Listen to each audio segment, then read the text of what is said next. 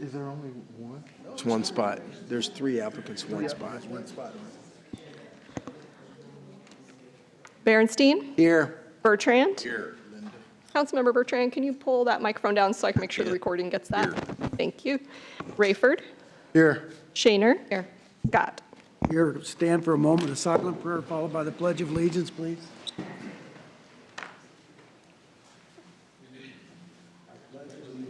To the flag of the United States of America and to the republic for which it stands, one nation, under God, indivisible, with liberty and justice for all. Gene Logan here. I don't see Gene. Somebody else here for the... Rachel's here. Okay. Hi. Got to hand over some of those torches some of the time, doesn't she? Proclamation that reads, whereas Community Action Agency of Siouxland and the Iowa Association for Education of Young Children, in conjunction with the National Association for the Education of Young Children, are celebrating the Week of the Young Child, April 11th through the 17th.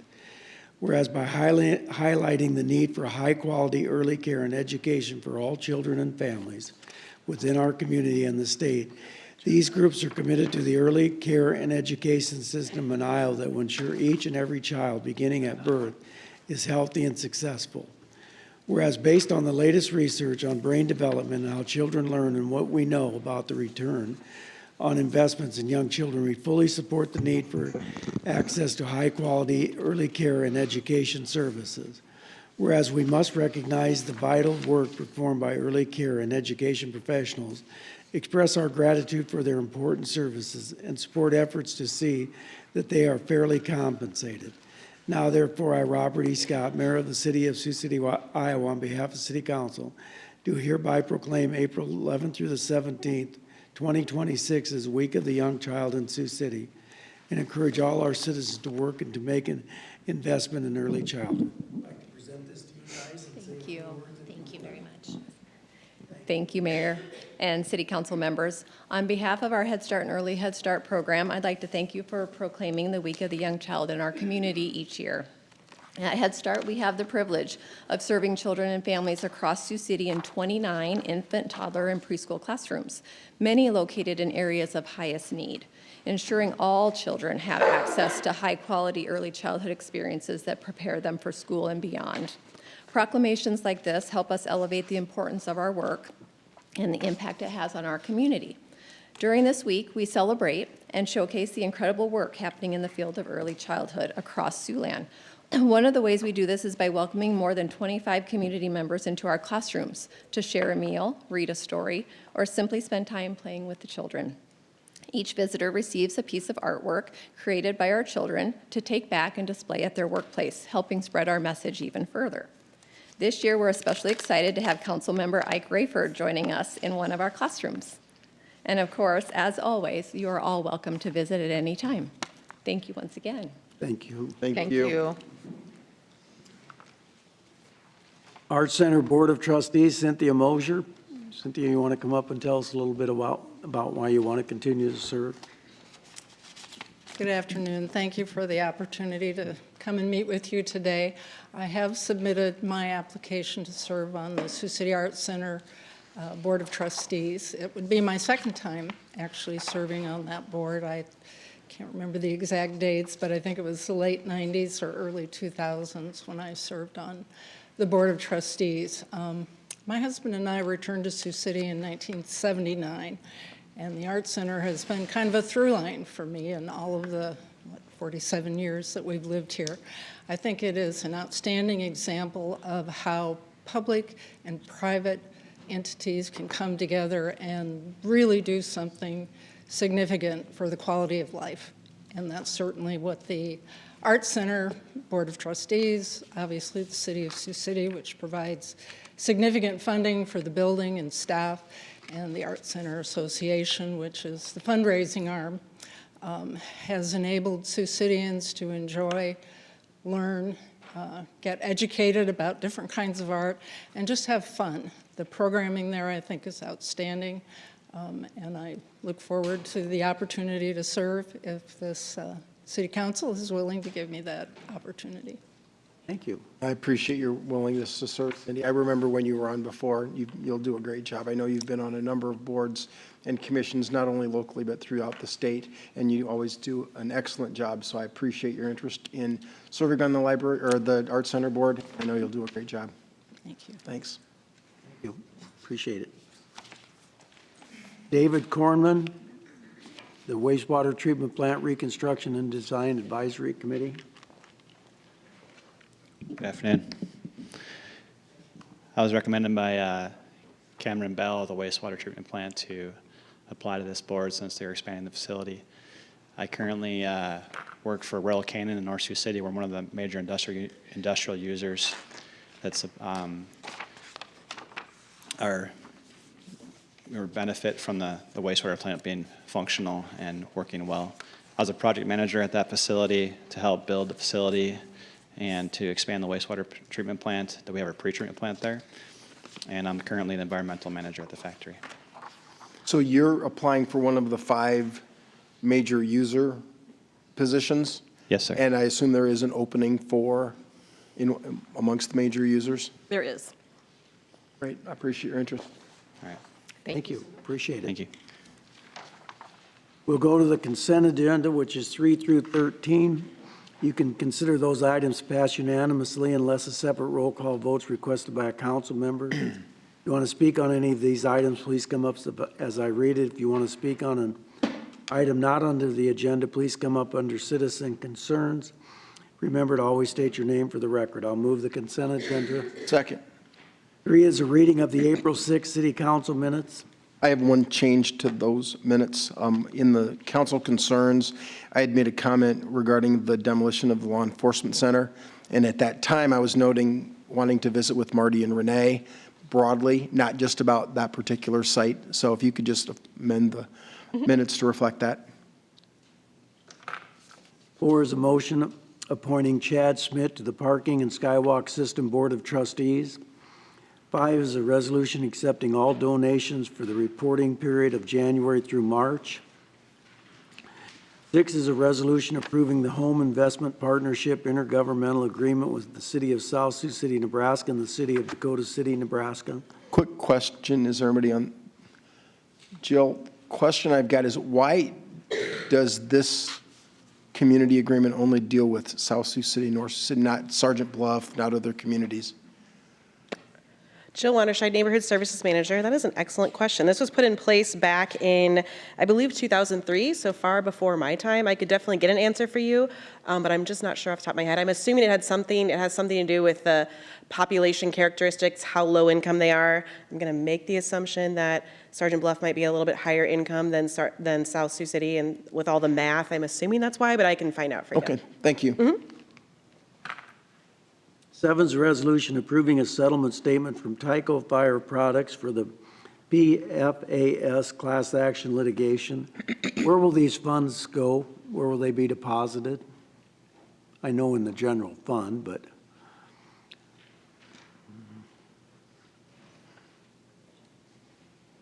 Teresa Fitch, Finance Director. These funds will stay in a project that will specifically be used for the PFAS and any remediation or any type of environmental issues. So I know I had a chance to visit with Brad about this particular litigation and the issues. What other pending litigation or activity do we have for recovery? We're part of the class that has gone after the major contributors of these chemicals. We've joined in, and now we're just waiting for the settlements to go through with all of the large companies. So liability has been confirmed, or is there still trial? These are settlement agreements settlement? that have been approved, yes. As far as the remediation and the levels, that's something that could be ongoing and changing depending on testing. Okay. Right now, one of our wells is affected. It's the South Branch well. But there wasn't a trial, was there? There was a settlement. Settlement, yes. They've reached settlements with all of the major contributors. 8 is a resolution approving an amendment to the software license agreement with Encode Plus for a web content accessibility audit, web content accessibility remediation, and an updated site template. 9 is a resolution appointing Teresa Fitch as the Assistant City Manager and amending the authorized personnel complement by reclassifying one position of Finance Director to the Assistant City Manager. So I had a chance, I reached out to Mike. I wanted to make sure I was clear on the appointment. I have no issue with. It's the retitling of the position as city manager and assistant city manager and finance director. I just want to make sure there's no confusion in the future.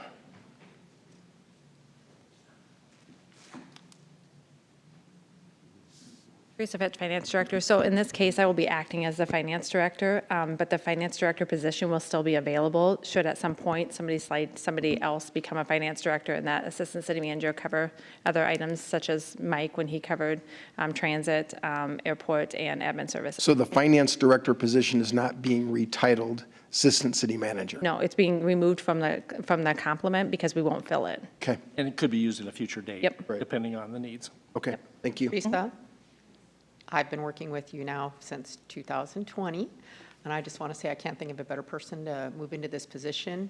I appreciate all the flexibility you've had over these years. You've filled in at the CMG garage. You wear the finance director hat. You've been interim city manager, finance director for several years. You filled in for part of the Dave's job. I'm at a loss for words. The Public Works Director took part of his duties, so I appreciate that. I appreciate your dedication to the city and your knowledge for this job. You made a lot of improvements and changes since you took the Finance Director job, and it's really appreciated. Oh, I appreciate that. Thank you. And I appreciate the opportunity to continue to serve our city. Thank you. Thanks, Teresa.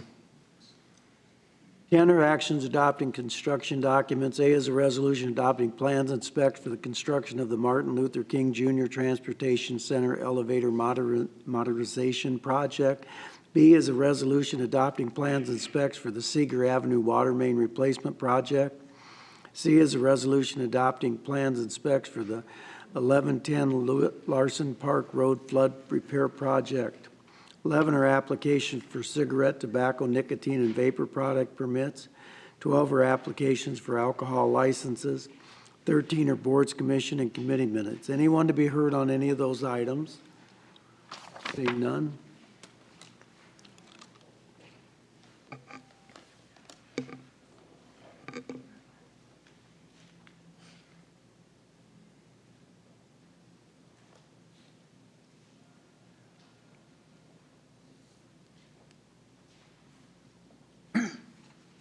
Passes 5-0.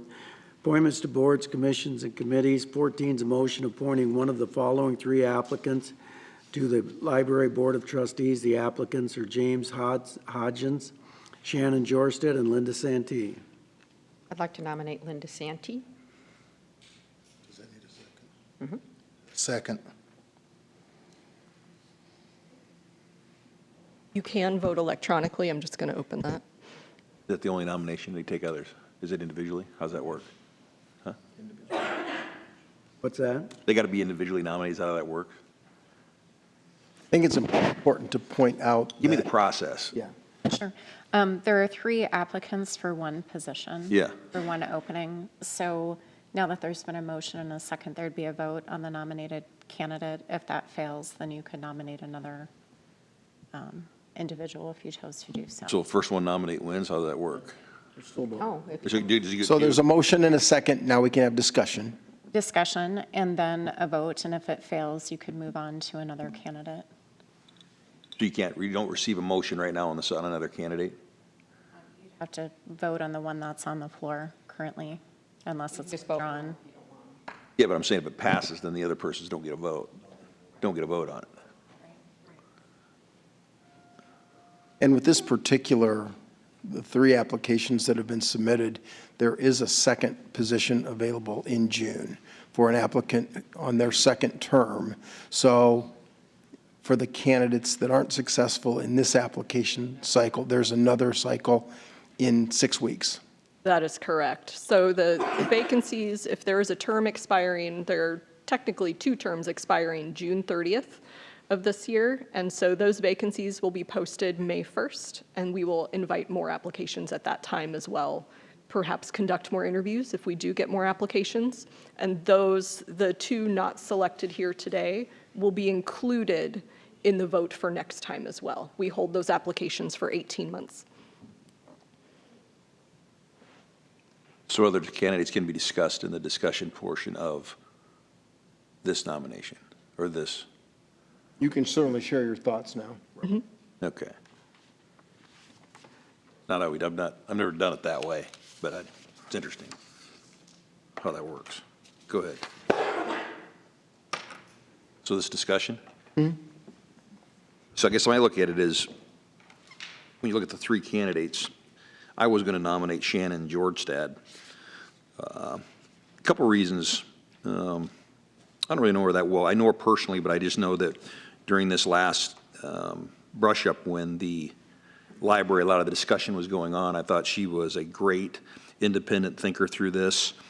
She gathered the facts. She reached out to all of us, I think almost all of us individually. She currently serves on, is it the Friends of the library? Presents some great ideas. She's for the bookmobile. She's for the idea of possibly, she was open-minded to the expansions of where we were doing at the library. Quality individual. I think it's what I like about all this process is the quality of individuals I think that are starting to come to the table, starting at these type of boards and hopefully starting to fill more leadership positions within the city in the future. Shannon is one of those people that we want to not discourage, get her involved. So it's not anything against Linda or anybody else or James. I'm a no on this because I'm going to hold out for Shannon.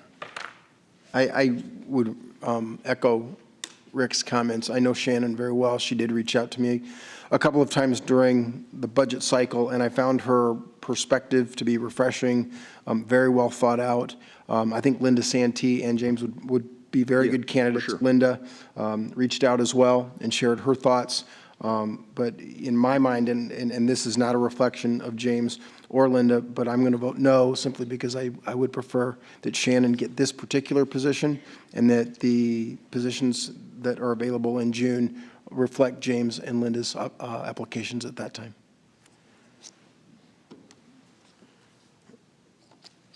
I have a conflict of interest. Shannon's a client. So this time we're just voting on Linda, right? It's 2-2 to 1, which means it fails, or I think it does. The will give us an opinion.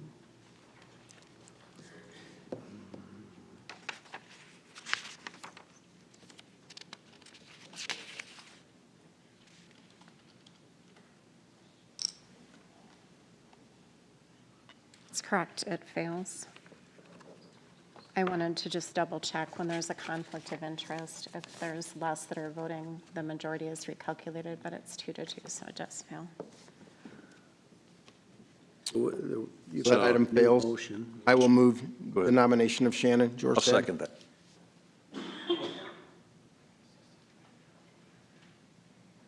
Okay.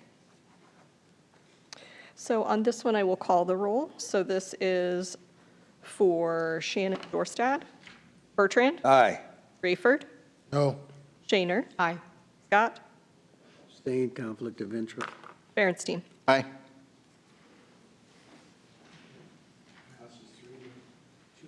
Linda and James, we'll see you in a couple weeks.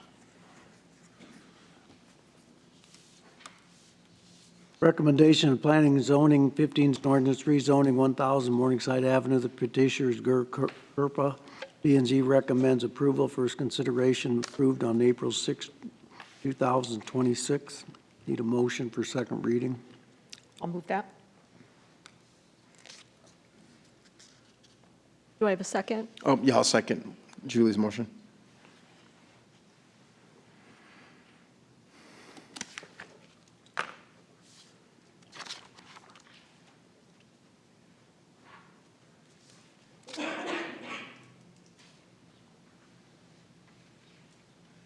Passes 4-1.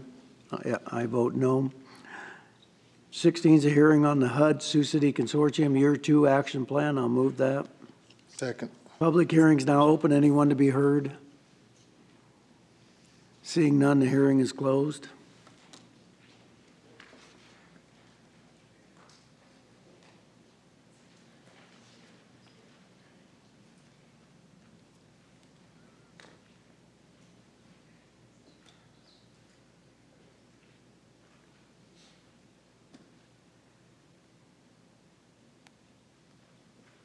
Passes 5-0. 17 is a hearing and resolution adopting the annual plan for the Section 8 Housing Choice Voucher Program. I'll move that. Second. Public hearing is now open. Anyone to be heard? Seeing none, the hearing is closed.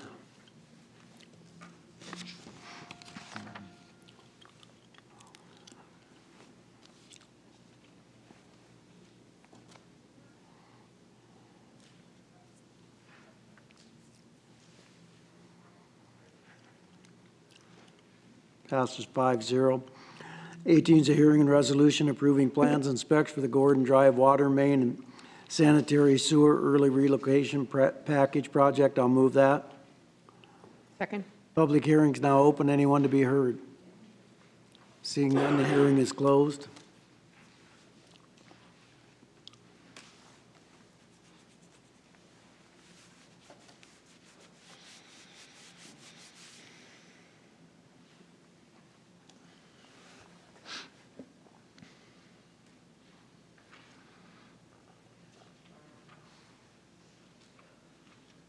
Passes 5-0. 19 is a hearing and resolution approving plans and specs for the Park Avenue Boulevard Water Main Replacement Project, Glendale Boulevard, and Martha Street. I'll move that. Second. Public hearing is now open. Anyone to be heard? Seeing none, the hearing is closed. Mr. Mayor, can I make a comment real quick? To all my neighbors in Kelly Park, this is a long time coming, this water main, so we're very excited about it. I also want to reiterate, I think we're on the schedule in Kelly Park for, is it 2028 for the resurface? Come on, Gordon, you should have it top of mind.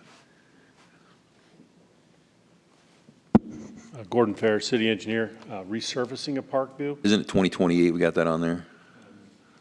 Don't remember. Well, let me answer it. It is. Okay. So we're really excited about that. So anyway, Kelly Park's a great neighborhood. I grew up in it, still live in there, and I'm glad got some gravel last week out there and some of the hills. So a lot of smiles. I was driving home. So very excited. We get a new water mine.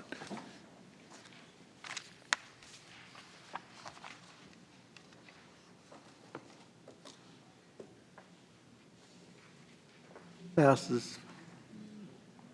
Well, I think it passed 5-0. It went past. There it is. Okay, passed 5-0. 20 is a hearing and resolution approving a dark fiber master lease agreement with Imon Communications. It was deferred from April 6, 2026. I'll move it. Second. Hearing's now open. Anyone to be heard? Seeing none, the hearing is closed.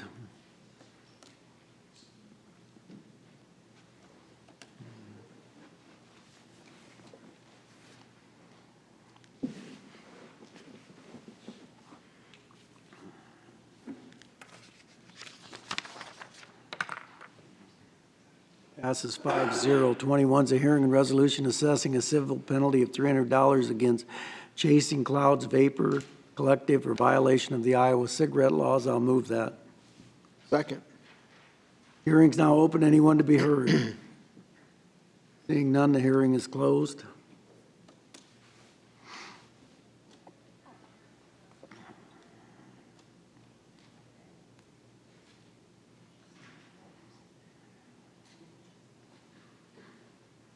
Passes 5-0. 22 is a hearing and resolution assessing a civil penalty of $300 against Sky Smoke Shop and Vape 2 for violation of the Iowa cigarette laws. I'll move that.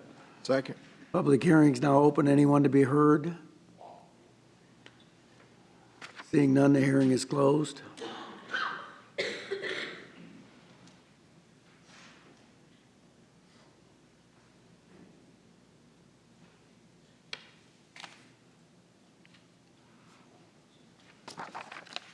Passes 5-0. 23 is a resolution adopting 2026 first quarter supplement to the Sioux City Municipal Code. I'll move that. Second. Yeah.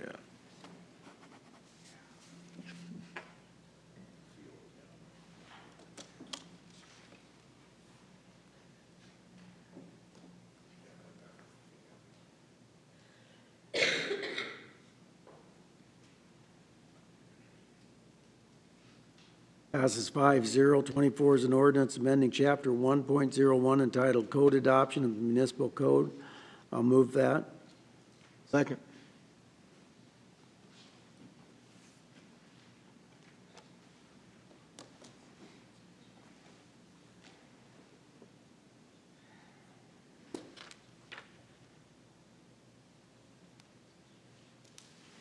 Passes 5-0. Anybody opposed waiving the statutory rule? No. I'll move it. Second? Rayford, Aye. Shaner, Aye. Scott, Berenstein, Aye. Bertrand. Aye. Move second and third. Second. Shaner, Aye. Scott, Berenstein,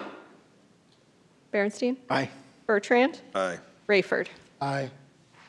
25 is amending Chapter 8.24-130 entitled Litter-Covered Receptacles Required for the Municipal Code. First consideration passed April 6, 2027. I'll move second reading. Second?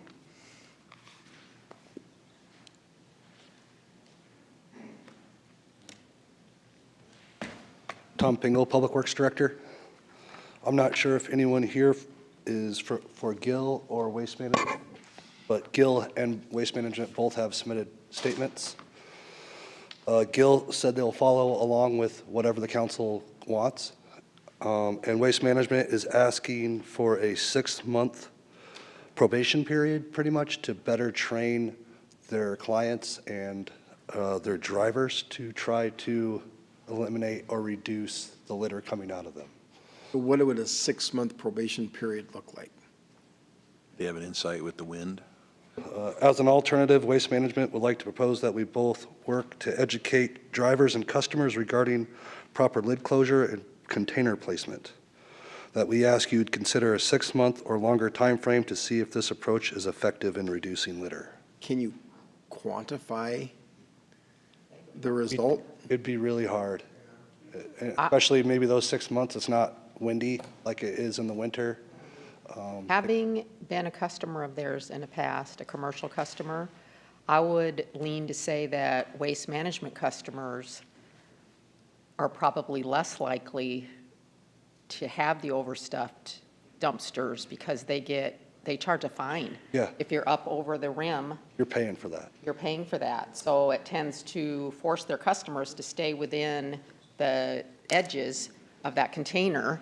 And if it's closed and up, you're still getting a fine. So I don't know that this is going to help them by giving them 6 months, because I think they've already educated their customer by having a consequence. If they overload and the lids aren't closed, they get a fine. Right, right. And Gill does not do that. So it's almost like it should be flip-flop, that request, but, Right. they're willing to comply, and I think that's a great thing. We gotta get rid of this trash that's flying around. I just wanted to make sure you guys had all the information. I'm not Yeah. recommending that we give them 6 months. Yeah, if I thought there was a way to manage it and quantify the result, I wouldn't have a problem with the 6-month deferral, but I just don't know how we quantify that, and I think the issue has existed, and I think we've had enough people contact all of us that have said that it's necessary, so. Well, the good news is we gave them an opportunity to weigh in. Yep, Everybody's weighed in, yep, that's correct. so we're good. Good. Thank you. Thanks, Tom.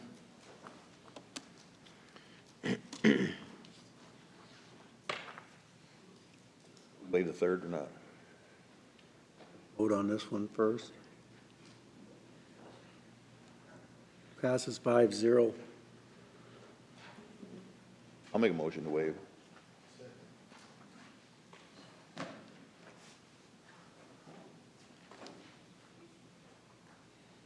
Scott, No. Berenstein, Aye. Bertrand, Aye. Rayford, Aye. Shaner. Aye. Joe, we're going to citizen concerns first, just so you know. Okay, citizen concerns, are there any? Do we need to move the motion? Yes. I'll move third reading. I think it Second. needs a Second. second. Berenstein, Aye. Bertrand, Aye. Rayford, Aye. Shaner, Aye. Scott. Citizen concerns, are there any citizens that want to talk to the council? Please come forward, state your name for the record. Sharon Brown. And so that I don't go over my 3-minute time limit, I just want to, can't give you a lot of background, but I guess I want clarification, especially from Mr. Bertrand and Shaner, because you're all into housing developments. But what happens when the contractors for these developments don't follow rules and regulations, and then it affects your property? You have a specific? My house. Okay, what's the specific? 2605 41st Street, 2600 Bings Court. There was a natural swale that had been built in. Now it's retaining walls, and now there is a lot of mud in my yard. A lot of mud in the neighbor's yard, 2 inches of mud last year when they started it in the neighbor's pool at the bottom, and still having mud issues. Contractors don't understand what a silt fence is or how to apply it properly. I had an email from Ara Montang. Yeah. Basically saying that water is allowed to flow downhill. Duh. But mud? Something has to stop it. Yeah. So you're trying to push through contractors being able to get on top of everything quickly, and I appreciate that, I do. Yeah. But how do we ensure that they're going to follow laws? I can tell you that Sioux City is, in that perspective, is way over-regulated. Now, does big rains happen and things happen? Not depending on what happened, but was there silt fence up? Not when it originally happened, no. Was it early in the construction phase? No? No. Because, I mean, again, it goes back to the enforcement side. They put it up Yeah. after mud Normally started how it works flowing. when a complaint And I happens. complained Yeah. enough and enough and enough. Yeah, but for the most part, I mean, I think, you know, So what is- you gotta break a few eggs to make an omelet. Things happen, and hopefully they cleaned it up, or they paid to clean it up. And Oh, hell no. So Pardon I my go French. talk to them. Did you talk to the contractor? Yes, I have. Yeah. I get nowhere. What, Sharon? So Reynolds? I've got to call into a lawyer next because I don't know what else to do, but I think the city also takes some responsibility, sorry. Go ahead.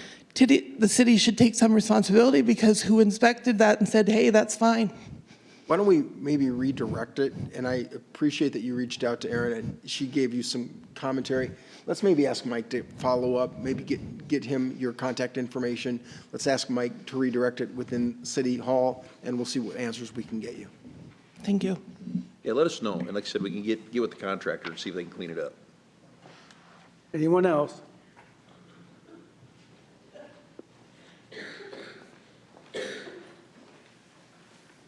Hello, Lehigh, Tonga.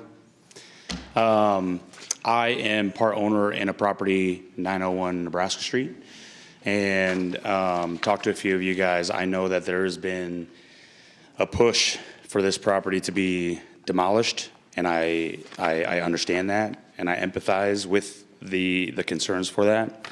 I don't know if there was a lot of backstory communicated to you guys, but we're extremely close to finalizing all the plans to get this done. I actually talked to Marty today and sent over the blueprints to Henry, the plans examiner. So, Lehigh, when you say you're close, can you give me some parameters of yeah, absolutely. what that means? So so my company that I own, we do restoration work, specifically commercial residential work. Can you state the name of your company? Royal Restoration. Royal? Yep. So I worked for a company called Paul Davis Restoration for many years. 2 years ago, went off on my own, doing our own work. My wife and I own properties that we buy, renovate. Are you from Montana? We're not. So we live in Sioux City. Our partner is from Montana, so we're 50-50 on the property. Oh, because I see the address is to Montana on the. Correct. So when Kyle originally purchased the property, which I'd assume is like 5 years ago, which is that entire parcel. And does that mean the units along Nebraska and then behind Correct. Nebraska? Yes. There's Correct. 4 houses, is that There's correct? there's four total. Okay. No, I apologize. There's 4 more. There's 5 total. 4 behind Okay. the one that we're talking about. Yep. And so we wrote an extensive estimate to do the entire project, demoing it all the way down to the studs, replacing everything. Up until this point, people have been trying to just do small patchwork in the property. That clearly wasn't going to work. That's why people continue to back out of the project. We came in and Kyle bought the property originally, contacted me, asked me if I wanted to join with him. I agreed. But my only stipulation was that we renovate the entire thing to the studs because I didn't want the continued problems that they had originally. So we wrote an extensive estimate on it. We've secured funding for the entire project. We put up the $100,000 to get a stay of demolition. In that time frame, I made it super clear that it was extremely difficult to get plans done, which is what the city required. They didn't have any on the property. In the last 3 ownerships we've contacted, had no action to get any plans. So we had to get them drawn. How long have you and your partners owned the property?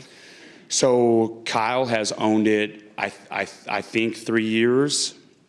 I've only been owners with him since we applied with the city, which was 7 months ago. I think that's the time frame. And so the biggest holdup was getting the plans done. There's nobody in Sioux City that does all of the MEP items. I communicated that when I signed the paper. I said, hey, I can't get somebody to give me full blueprints on this entire project in 90 days. Nobody's gonna wanna do it, especially with the condition that it was in. And so my thing is that we got the blueprints done. I sent them to Henry today. Really, we need to get them approved, get back to us, and we can start. We're ready to rock and roll. I understand there was a delay, but there wasn't a delay on our part of actually moving on the project. I reached out to the city during this entire 7-month period, which was kind of interesting because I was out of town last week with my daughter, but I did watch the city council meeting, and they said that there was no communication, but there absolutely was communication. I met with the city inspector multiple times on the property with the engineer and the architect to make sure that we were going through the plans appropriately. So it's not for lack of effort and trying. Was there effort? So you said that Kyle Yes. Took ownership 3 years ago. Yes. And 7 months ago, you joined him or Correct. his company. So for the 2 years and 5 months before you were involved, was there active engagement to get plans and have a phased project, or was it fairly inactive for that 2 years and 5 months until you got involved? I don't think it was. Now, I don't know, because originally Kyle purchased the property. I actually looked at it to also purchase it and then decided it just wasn't really what I wanted at the time.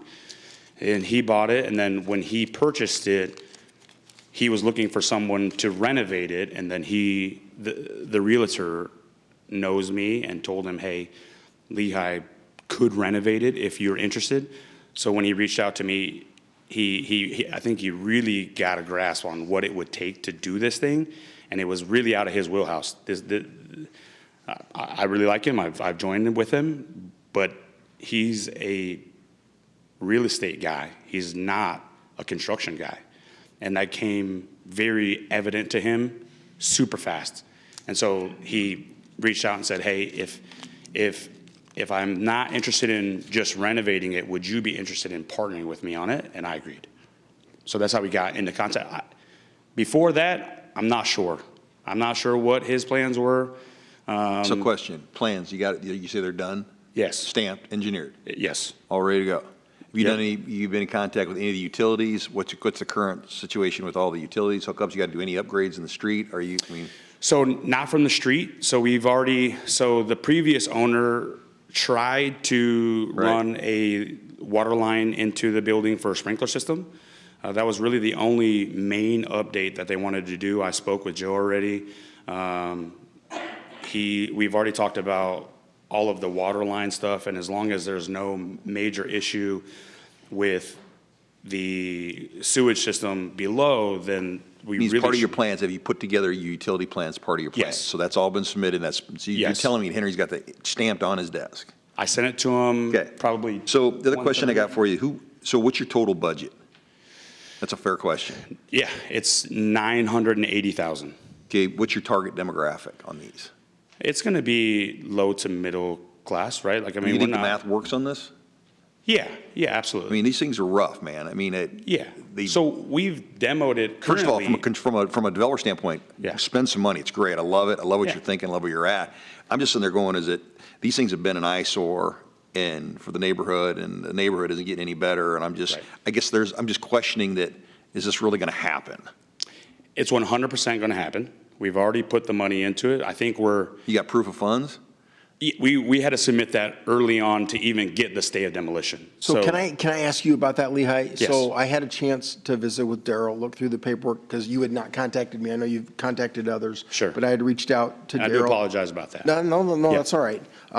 But some of the paperwork he was showing me, he showed me a financial commitment from a financial institution out of the Iowa City or Coralville area. Correct. Is that what you consider to be a letter of credit or a letter of intent? Yes, and we've already secured it. They know the property. They've gone through it. We went through it. We went through the estimate with them. So do you have a letter, a proof of funds? That's what I Correct. asked. Do you have a proof of funds letter from the bank, from the institution? So intent is different than proof of funds. Do you, I mean, before we go, you're going over, that's why I asked the first question. Yes, same that's a thing. good question, and No, we it's a great can get question. that easily once. The problem is that in its current condition with where we're at, right, and the volatility of the property, nobody's going to commit to anything. But we continue to pay the engineer and architect to get the plans, really not knowing if everybody today would be like, nah, we're just going to move forward, right? So for us, it's like we're in it.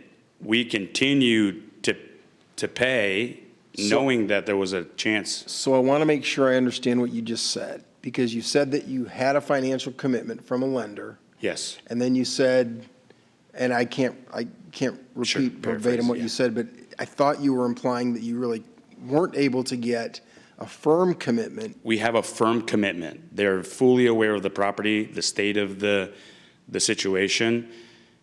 As long as we can get a commitment with the city to move forward, we can start the project immediately. So could I ask, let me ask one question, then go ahead. Nicole, have you seen the letter from the financial institution?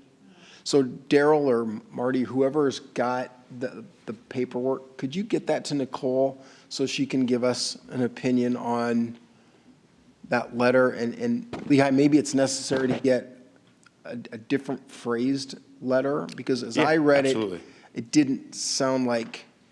Yes, I've seen the letter. It's been a while since I looked at it, but we can get it to Nicole and look at it. The things the council required last, I believe it was August, when 90 days was given, was the $100,000, the letter from a financial institution, and the plans, which. It was a budget at the time. Yeah, budget, cost estimates, that's right. Yeah. He did get those. I guess we'll have to I've looked at that letter for a while, but we can go over it. And Marty, to that point, the 90-day stay was because he didn't meet those requirements.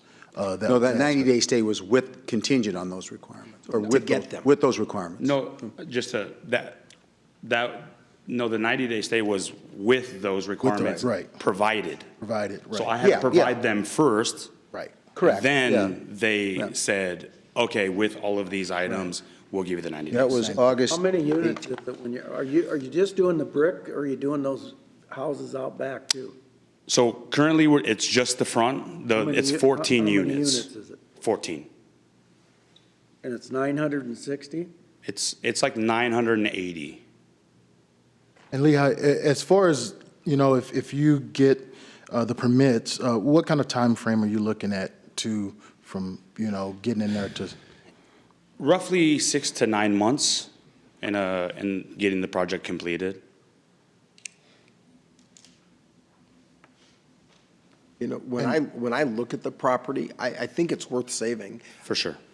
Visually, because I look at the property, we continually hear how we're sort of eliminating that historic preservation element of our community. I'm going to be interested to hear what Shayla's thoughts are, since you're literally across the street from the warming shelter. And I'm not going to impose on Shayla to give us an opinion one way or the other. But when I drive by the property, there's a historic feel to the property. That being said, Lehigh, I think we need to make sure that we have a firm, well-understood commitment if, and I know today is just citizens' concerns, so we don't have anything in front of us, but when it does come in front of us formally, I'm going to need to see something that's clearly concrete in terms of your plans, to Rick's point, if they're stamped, any other elements, the utilities and otherwise, make sure that Nicole is comfortable with the paperwork as well. Because I do believe, you know, I visited enough with Jim Jung in our community, and I have a lot of respect for Jim, and believe that there's a historical preservation perspective that is important in our community.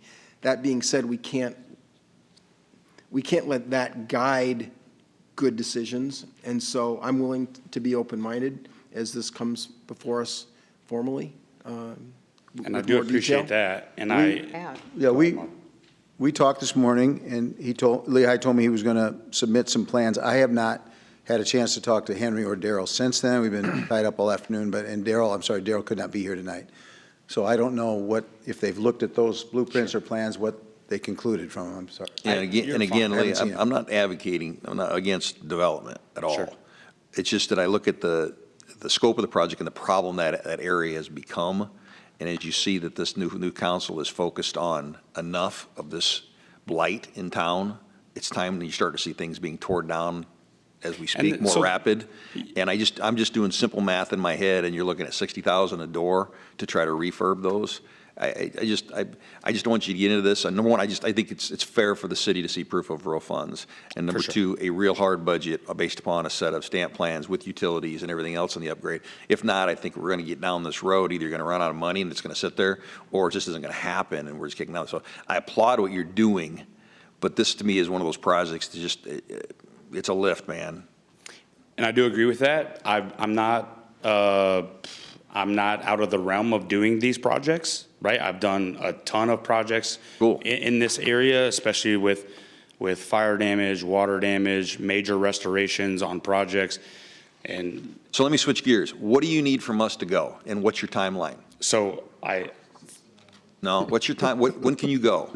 When's your financing in place? When can it start getting cleaned up? When you can start roping the property off, regulating the property, cleaning it up, getting the squatters out? And when can you make a difference on the property other than just sitting there and looking at us for their 90 days? Yeah. So thankfully there is no squatters. We've been on that. I submitted the plans today as soon as they can get approved, and I did talk to Kyle and needs a building permit. The building permit. That's all we need. But I mean, let's switch it up. Let's switch gears. When can you be in the ground? So if I got the building permit tomorrow, we could start tomorrow. Your funds are ready to go. I got a commitment from Kyle. We actually had the plans done last Wednesday. So I had him contact the bank, make sure we're good to go. I asked him specifically, like, hey, that's his portion. Well, obviously, there's no action tonight. So I think the first thing we'll do is why don't the city should get a first view with Henry, review the plans tomorrow and see if they're a real set of plans. You know, Who's your sub? You got them yet? Yeah. You do? Who's your plumber? Ron Denny. Denny's Plumbing. Who's your electrician? Sioux City Electric came out and they wanted to do the project, so they've already gone through all of it. Ron Denny's gone through all of it. I actually sent them the plans when I got them on Wednesday and said, hey, take a look at these, make sure you feel good about it. So you haven't got the hard bids or anything, so you don't know what the budget is? I did. You have hard bids? You have a hard budget you can present to the city? I did that in order to submit it originally. So when we brought it to council in August, it had their pricing in there. So I met them on site. We went through it. I told them exactly what we were going to do. We had already had the demo done at the time. They gave me an estimate. We plugged that into our estimate. We wrote a separate estimate through a software called Xactimate that nailed down all of the fine finish items, but obviously all of your mechanical, electrical, plumbing, the sprinkler system, that all was done through a trade. So was that done last August, or was it done recently? It was done. I just don't want you to be blindsided by having bids that were done. Good question, and that's why ago. I discussed with them on Wednesday when I got the plans. Okay. I did reach back out and I said, hey, just to confirm, here are the plans. Want to make sure that nothing has changed in our discussion on when we looked at the property. So if you guys can take a look at it and make sure we're still good to go. Were these the same subs back in August that gave you the? Correct, yes. So I just reached back out to the guys who wanted to do the project and sent them the plans. Let me ask this. It just seems like when the city's ready to finally throw in the towel and say, we're done. Yep. It's not just with you, other properties that we have given years and years and stays and so many chances. Then when it comes down to that's it, the wrecking ball's coming, that's when we see people show up. For sure. And why, just a minute, Sorry. you came last August, asked the city, stop, pump the brakes. A wheel hasn't turned since then. Why is it at the last minute? Why haven't you been working on it from August until now? I mean, what's the simple explanation for that? I apologize if I didn't communicate that effectively, but there was things happening the entire time. Like what? I never saw anybody on site. Nothing's been cleaned up. It's still the We've been hazard on that it was site before. many times. I've been in communication with the city many times. This is absolutely not the first time. Mhm. I had 3 different, I met RML architects out there. They went through the entire property. It takes time for them to draw something up. I know, and but then- back then you told us 6 No, to 9 months. But at the And now here time, we're 8 months, it's not done. Now you're telling us again, it's gonna be 6 to 9 months. Are we gonna be visiting you again? I'm just protecting what's going on in the city. I really am. It's For not sure. against you, it's not against the project. I love housing. but to answer that question, we never said it would be 6 to 9 months. It was, I don't know where that came from, but I did not give a 6 to 9 month time frame in August when we spoke. In August when we spoke, You did have 90 days to begin the construction. You did have 90 days, that's what we gave you. no, Bob, No, that is true, because that's how we do them. I've sit here long enough. for sure. I've had 14 years of this particular project and about 3 different owners, all of which have stood there and made these promises. I would be, at the time when we did it, and we brought it to city council, Daryl asked me, he said, hey, no need to come. So I actually didn't come to the city council meeting that day, because he asked me, he said I didn't have to. He presented it. I got the 90-day stay, but when I got. That's what you got, was 90-day stay. Correct, but And if here you are, 8 months later. But Bob, This is not fair to neighbors that live in that neighborhood. It's not fair in any neighborhood where this happens. We let them go too long. that is correct, but We've never let them go 8 months after the 90 days to at least begin some construction. This is going on 10 years though, Mayor, right? This thing's been going on since I got reelected. Right. 3 different owners. And I guess to Lehi's point, I hadn't heard, I've been extensively looking at this, and it seems like he put up the $100,000 and nobody else has put up, that type of cash. So, and I would agree that, for whatever reason, you didn't get it started right away. But right now, we're saying, hey, we need to know what that definite timeline is and what that looks like. Lehi and I talked about, hey, we can't push this thing out, too long, but can you give me your word that this is going to go? I just don't want to see one person punished for the sins of, 10 years ago. that's what I'm asking And for. we're not trying to punish him, but he gave us his word in August. And but he I- signed the paper and he put the bond down. That was his word and that was proof of his word. And here we are again, 8 But months Julie, later. to be, when I got that contract at the city, I told them, you can't get this done in 90 days.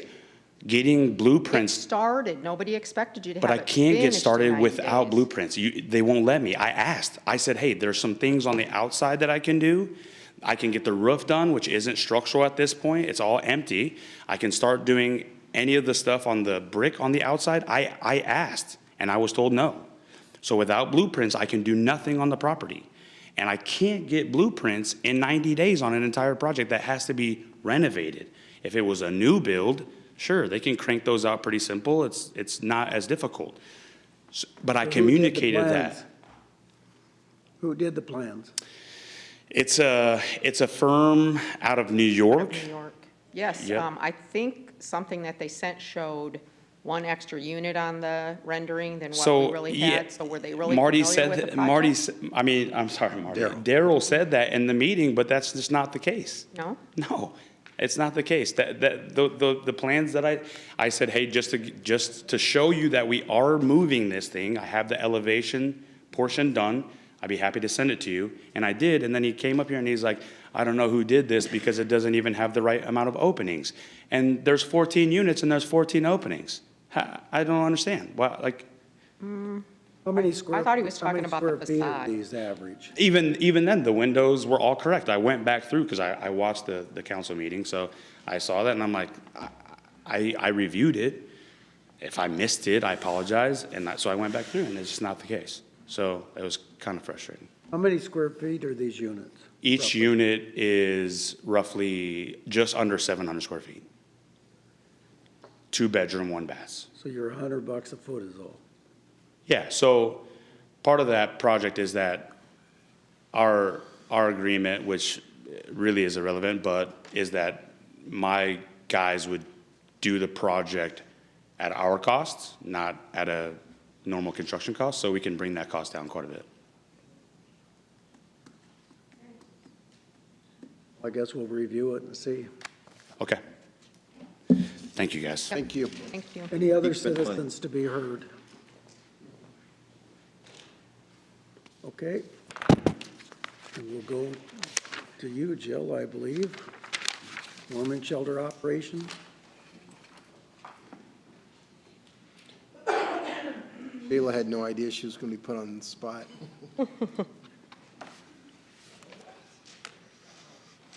He knew, it's on a PDF. About the 901 property. No, that doesn't have any reflection on her. Good job. Yes, definitely, and then you can run. I'll just introduce you real quick.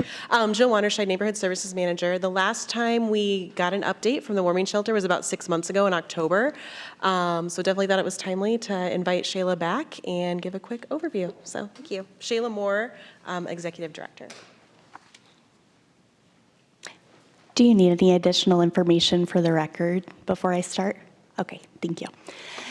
So as Jill said, my name is Shayla Moore. I serve as the Executive Director of the Warming Shelter. I was able to give a presentation a while back prior to the new council members joining, and just wanted to say thank you for allowing me back to provide those updates to you folks as well. All right. So I'm going to keep this presentation a little bit more brief than my initial presentation some time ago, and just focus on the main points, but I do welcome any questions once I wrap things up. I'm glad to answer any questions or provide any clarifications necessary. So who we are, who is the warming shelter? We are the sole low barrier shelter here in Sioux City. What that means is we have minimal barriers to entry. We do not have a specific criteria that folks have to meet other than they have to be safe in order to access our services. We serve everyone regardless of their background or circumstances. And like I said, safety is our biggest criteria. So as long as they're willing to be safe, not compromise their own safety or the safety of those around them, they are able to stay with us. Another big aspect of the services that we provide are that we are trauma informed. Many of the folks, as I'm sure most of you can guess, have significant trauma. And so the way that we provide our services reflects our understanding of that trauma and just takes that into account in the way that we provide our services. Lastly, I just wanted to point out that we do serve both men, women, and children. We have 4 family rooms currently that are able to serve more than 1 family each, and they have been full for the past 2 years. So what is our mission? Our mission looks different, and I was able to share some of the changes with you folks about 6 months ago, but our mission does look different than it has in previous years. In previous years, our main focus was saving lives, and I'd say that we did a pretty good job of that. We were pretty limited resource-wise, and so there wasn't a whole lot more that we could be doing. However, when we faced closure in 2024, we took a good look at what our operations looked like and what needed to happen in order to gain the support of the community, and in order for us to be a good partner to law enforcement, other agencies that we work with, and most importantly, to our clients. So our mission has evolved from saving lives to saving lives, restoring hope, and rising up alongside the folks that we serve. We do this by first and foremost meeting their basic needs, ensuring that they have the things that they need each and every day to thrive. That shelter, food, water, the things that you and I have usually ease of access to. These folks, unfortunately, have not had that ease of access to these things, and so we work really hard to make sure that they have the things that they need to be able to have foundations built and move forward towards a sustainable, permanent housing situation. We prioritize meeting their physiological needs, safety needs, as I mentioned before. We address psychological needs, social connection needs. We are working really hard to get them to a place where they have positive support network that can help them even after they're no longer staying with us anymore. Kayla, who's providing the services? When you describe trying to help address their needs, emotional or otherwise, are those staff members, volunteers? So, both staff members, volunteers, partner agencies. We have partner agencies coming to our organization on a daily basis throughout the Monday through Friday work week. They're providing things like mental health therapy, housing resources, employment assistance, things of that nature. Any I guess, barrier that we can bridge that gap on. We are working with partner agencies to connect our folks with these agencies, as well as we are training our own on-site staff in that trauma-informed care and in community resources and kind of where to guide folks who are needing that extra help. Thank you, that was a great question. All right, next. So what services do we provide? I kind of mentioned before, anything that you or I could need on a daily basis, you can pretty much count on the fact that we're providing those things. We provide showers, laundry, hygiene items, clothing items. Something a lot of folks don't think of is secure, vital document storage. One of the barriers that we most commonly see is that folks lose their vital documents, and that prevents them from moving forward, and it prevents them from getting assistance of any kind. And so we are very intentional on A, helping them get those documents if they do not have them, and then B, encouraging them to store them with us so that they do not lose them again. We recently launched our mentorship program, which is meant to equip our folks with positive support networks. One of the things that we have become to know and understand is that one of the biggest gaps is that people who stay with us, whether they get housed or whether they're with us for a prolonged period of time, they do not have positive support networks. And so that is a gap that we are working really hard to fill. And that would be offered by both in-house employees and our volunteers from the community. Other services that we provide include obviously the partner agencies and meeting with them on site. We have more recently, and probably the past 4 months since our provider office was constructed, we've been able to host those agencies on site as a means of eliminating another barrier. Transportation, as we all know, is a barrier that many of our folks face. Excuse me. So for those of you who are not aware of the way that we provide our services, it was recently, and when I say recently, in the past year, adjusted. We do still serve the folks that we've always served, which is the highest risk, folks who might be service resistant, but we are also serving a very, very high number of folks who are really trying to improve their situation. And those folks typically would fall under our Tier 2 or our Tier 3 programming. This program was created with the intention of really helping folks be engaged, know what services and resources are available to them, and have the desire to move forward. Over the past year, we have been able to see that these programs are working quite well. The numbers that are listed up there are as recent as today. About 5 to 10% of our clients do fall under that higher risk. They might be service resistant, they might be in active addiction, but the vast majority are falling under our Tier 2 and Tier 3 programming, which means that they are sober, which means that they are engaged in programs that are meant to help their specific unique situation, and that they're actively working on their housing plan. One of the biggest components of this, and something that we've monitored quite closely over the course of this past year, is we had a strong desire to be a better partner to our community members, and we monitor the number of requests for first responder assistance. And from January of last year till March of this year, we have had a 78% drop in the number of calls for first responder assistance. Those numbers are provided by the Sioux City Police Department, and we've just monitored, and they've slowly just went down. So we're really quite proud of that. We're proud of our clients for making such great progress and intentionally working on bettering their situations. And we are just so glad and overjoyed that we have partner agencies that are desiring to work with us, work with our clients, that are willing to come on site and offer those services.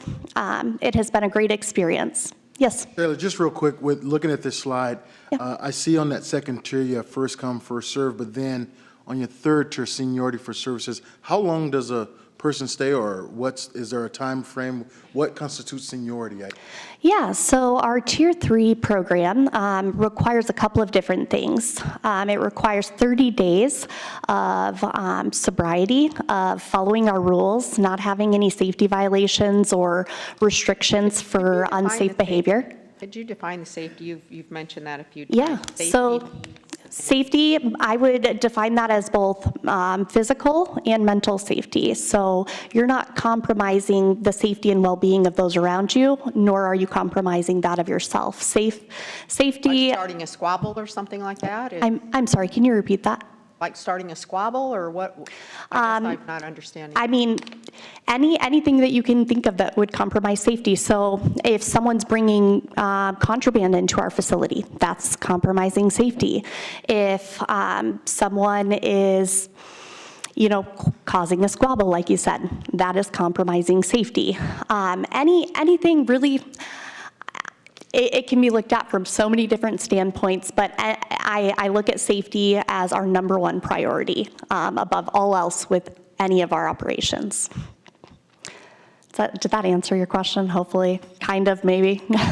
Okay, well, continue. Okay, yes.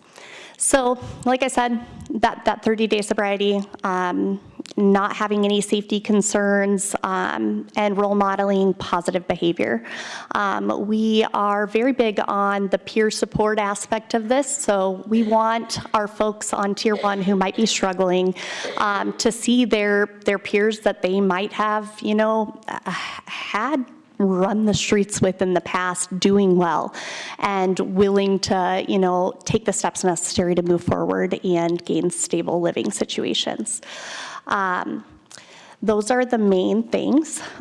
We also go over, before transitioning them to Tier 3, we go over their housing plan, make sure that that is intentional, make sure that they are being proactive with it, that they know their next steps, and then once those steps are complete, what steps are being taken next. They are very intentional, and they are taking that control over their own situation. And so they are our role models, and they are the ones that are doing really well.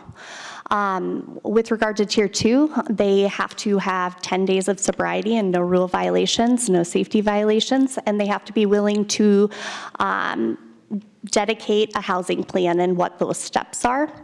They also must go down to coordinated entry and complete an intake, because as we know, they're kind of the home base for all of the resources, whether it be for, permanent supportive housing or, whatever else. There's so many services, I could spend all day going over them, but they are the main point. Coordinated entry, where, is that through the city? Okay. That's through that's jail. Yes, that's through neighborhood services. And they have, I believe it's biweekly right now, meetings where all of the providers who are referring to coordinated entry come together. If there's openings with certain organizations for, let's say, permanent supportive housing, those are talked about, and then we're able to advocate for our clients that they be considered for those services. And then our Tier 1 clients, those are our highest risk. Those are ones that might not be willing to engage in services. We're meeting them where they're at, but we are offering support on a far more structured scale. They are only able to receive services overnight, so they're able to come in, they're able to get a good night's sleep, but they have to leave first thing in the morning. And they're completely separate from our Tier 2s and 3s as a means of protecting them and the hard work that they're putting into improving their situation. Okay. So, like I said, I wanted to keep it brief, but I do welcome any questions. If you think of something later, these are ways that you guys can stay connected to us. But I am glad to answer any questions at this time. So when you look at your Tier 1, Tier 2, and Tier 3, it seems as if there's a lot of overlap positively, with other programs, Hope Street, yes, Gospel Mission, Soup Kitchen. How do you manage the relationship you have with, for instance, the Siouxland Coalition for the Homeless? We participate actively, and we offer insight and input when it's asked for, but we are intentional about the way that we're participating. We have staff members that are on the board of the Siouxland Coalition to End Homelessness. Though I do not serve as a board member anymore, I do still attend those meetings and just make sure that we are being the best partner that we can be, keeping the other agencies up to speed on what we're doing, and asking them to come in and see what we're doing so that they can have a better understanding of the work that our clients are putting into gaining that stable living situation.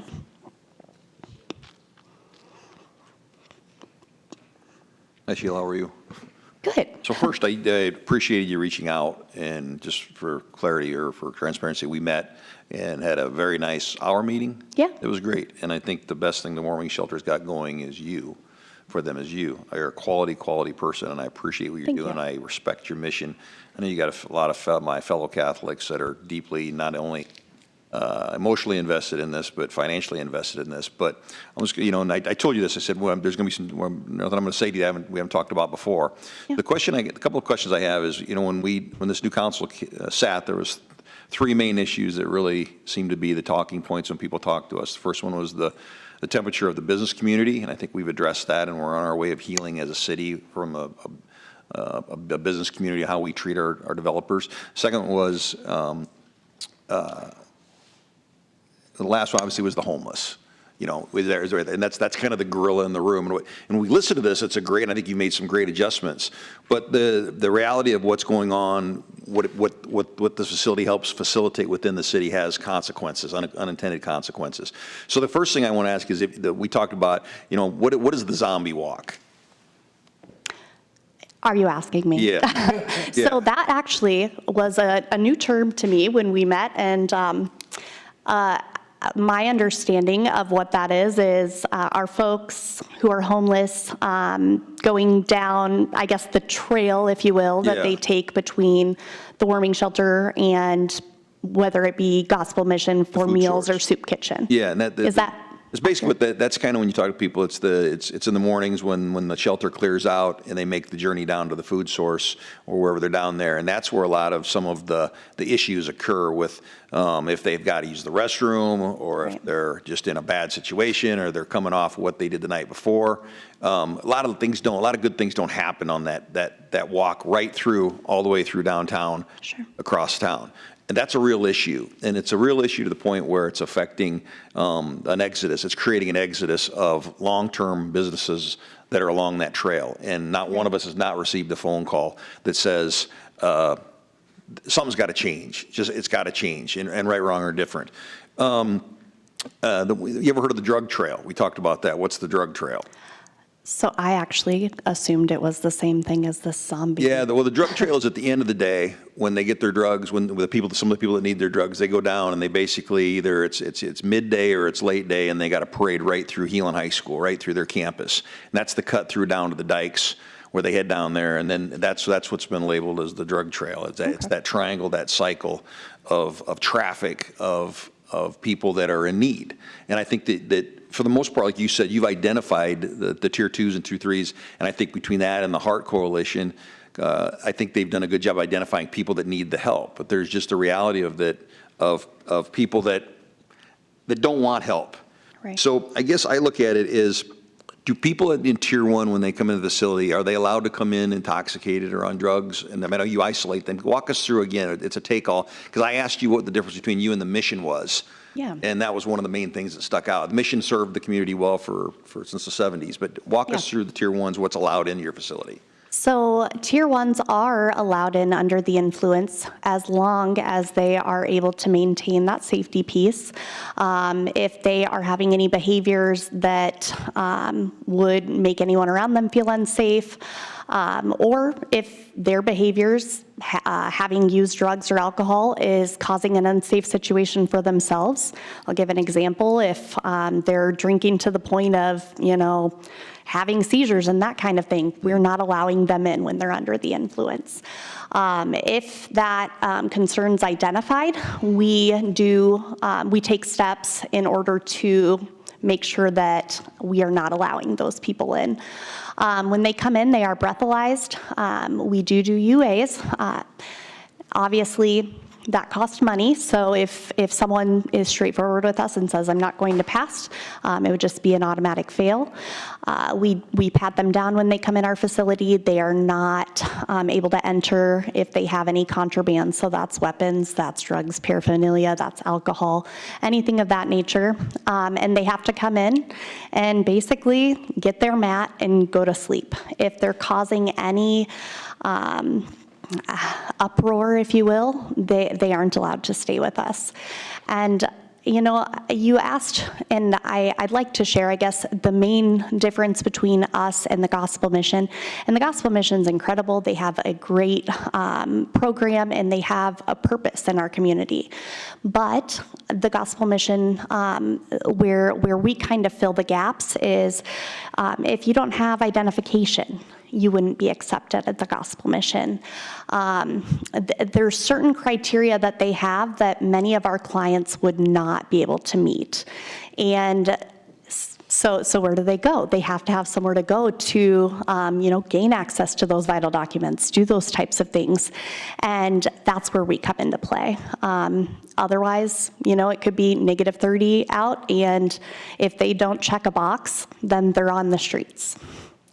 That's the biggest difference between us and the Gospel Mission. We work closely with them. I absolutely appreciate their services, but we do offer different services, both well necessary in our So community. let me ask you, I mean, because again, I'm not knocking the mission. I'm just saying, like we talked about when we were together, I just said, at some point, has the warming shelter from even just a stereotype or from a public opinion or from the existing businesses, does it need a change of venue and need a change of just rebrand itself? If it means drawing it closer to its food source, if it means where it's more in a contained where they can receive more services. Because when I first sat in the seat, as they came up, and it was everything from, and I was actually surprised at the answers when I asked the question of, is the warming shelter, in your opinion, good for Sioux City or bad for Sioux City downtown? Is it a hindrance? Is it a nuisance? And everywhere from the police department to downtown partners, economic development, the realtors, everybody kind of said the same thing. And it's a tough love thing, but it's like it's not a benefit for us in downtown Sioux City. So my question to you is, what do we do? What does the community do? Well, and you and I, kind of passed back and forth some different ideas.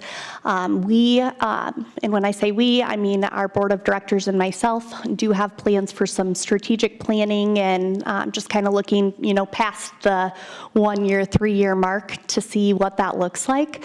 You had mentioned, have you explored other, whether it be locations, facilities, what have you?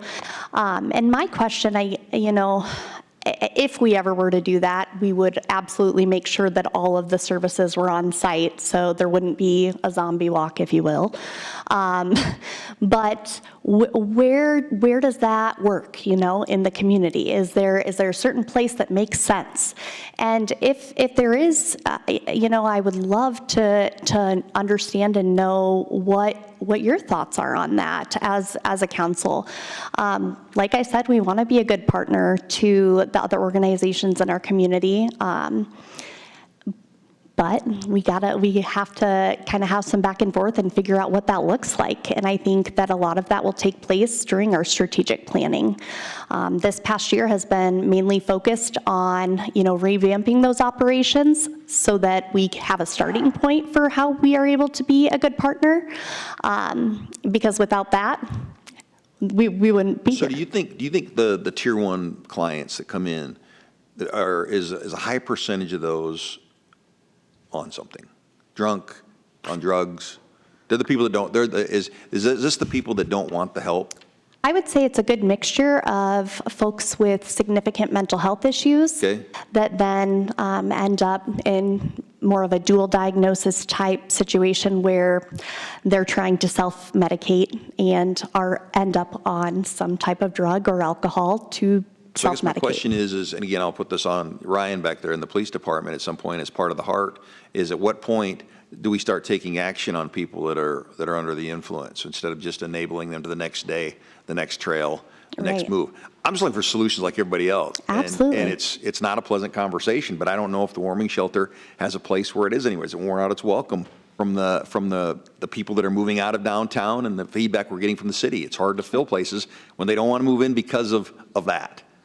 Right. And, I do think that regardless of if the warming shelter is in its present location or not, we do serve the community in a poverty-prone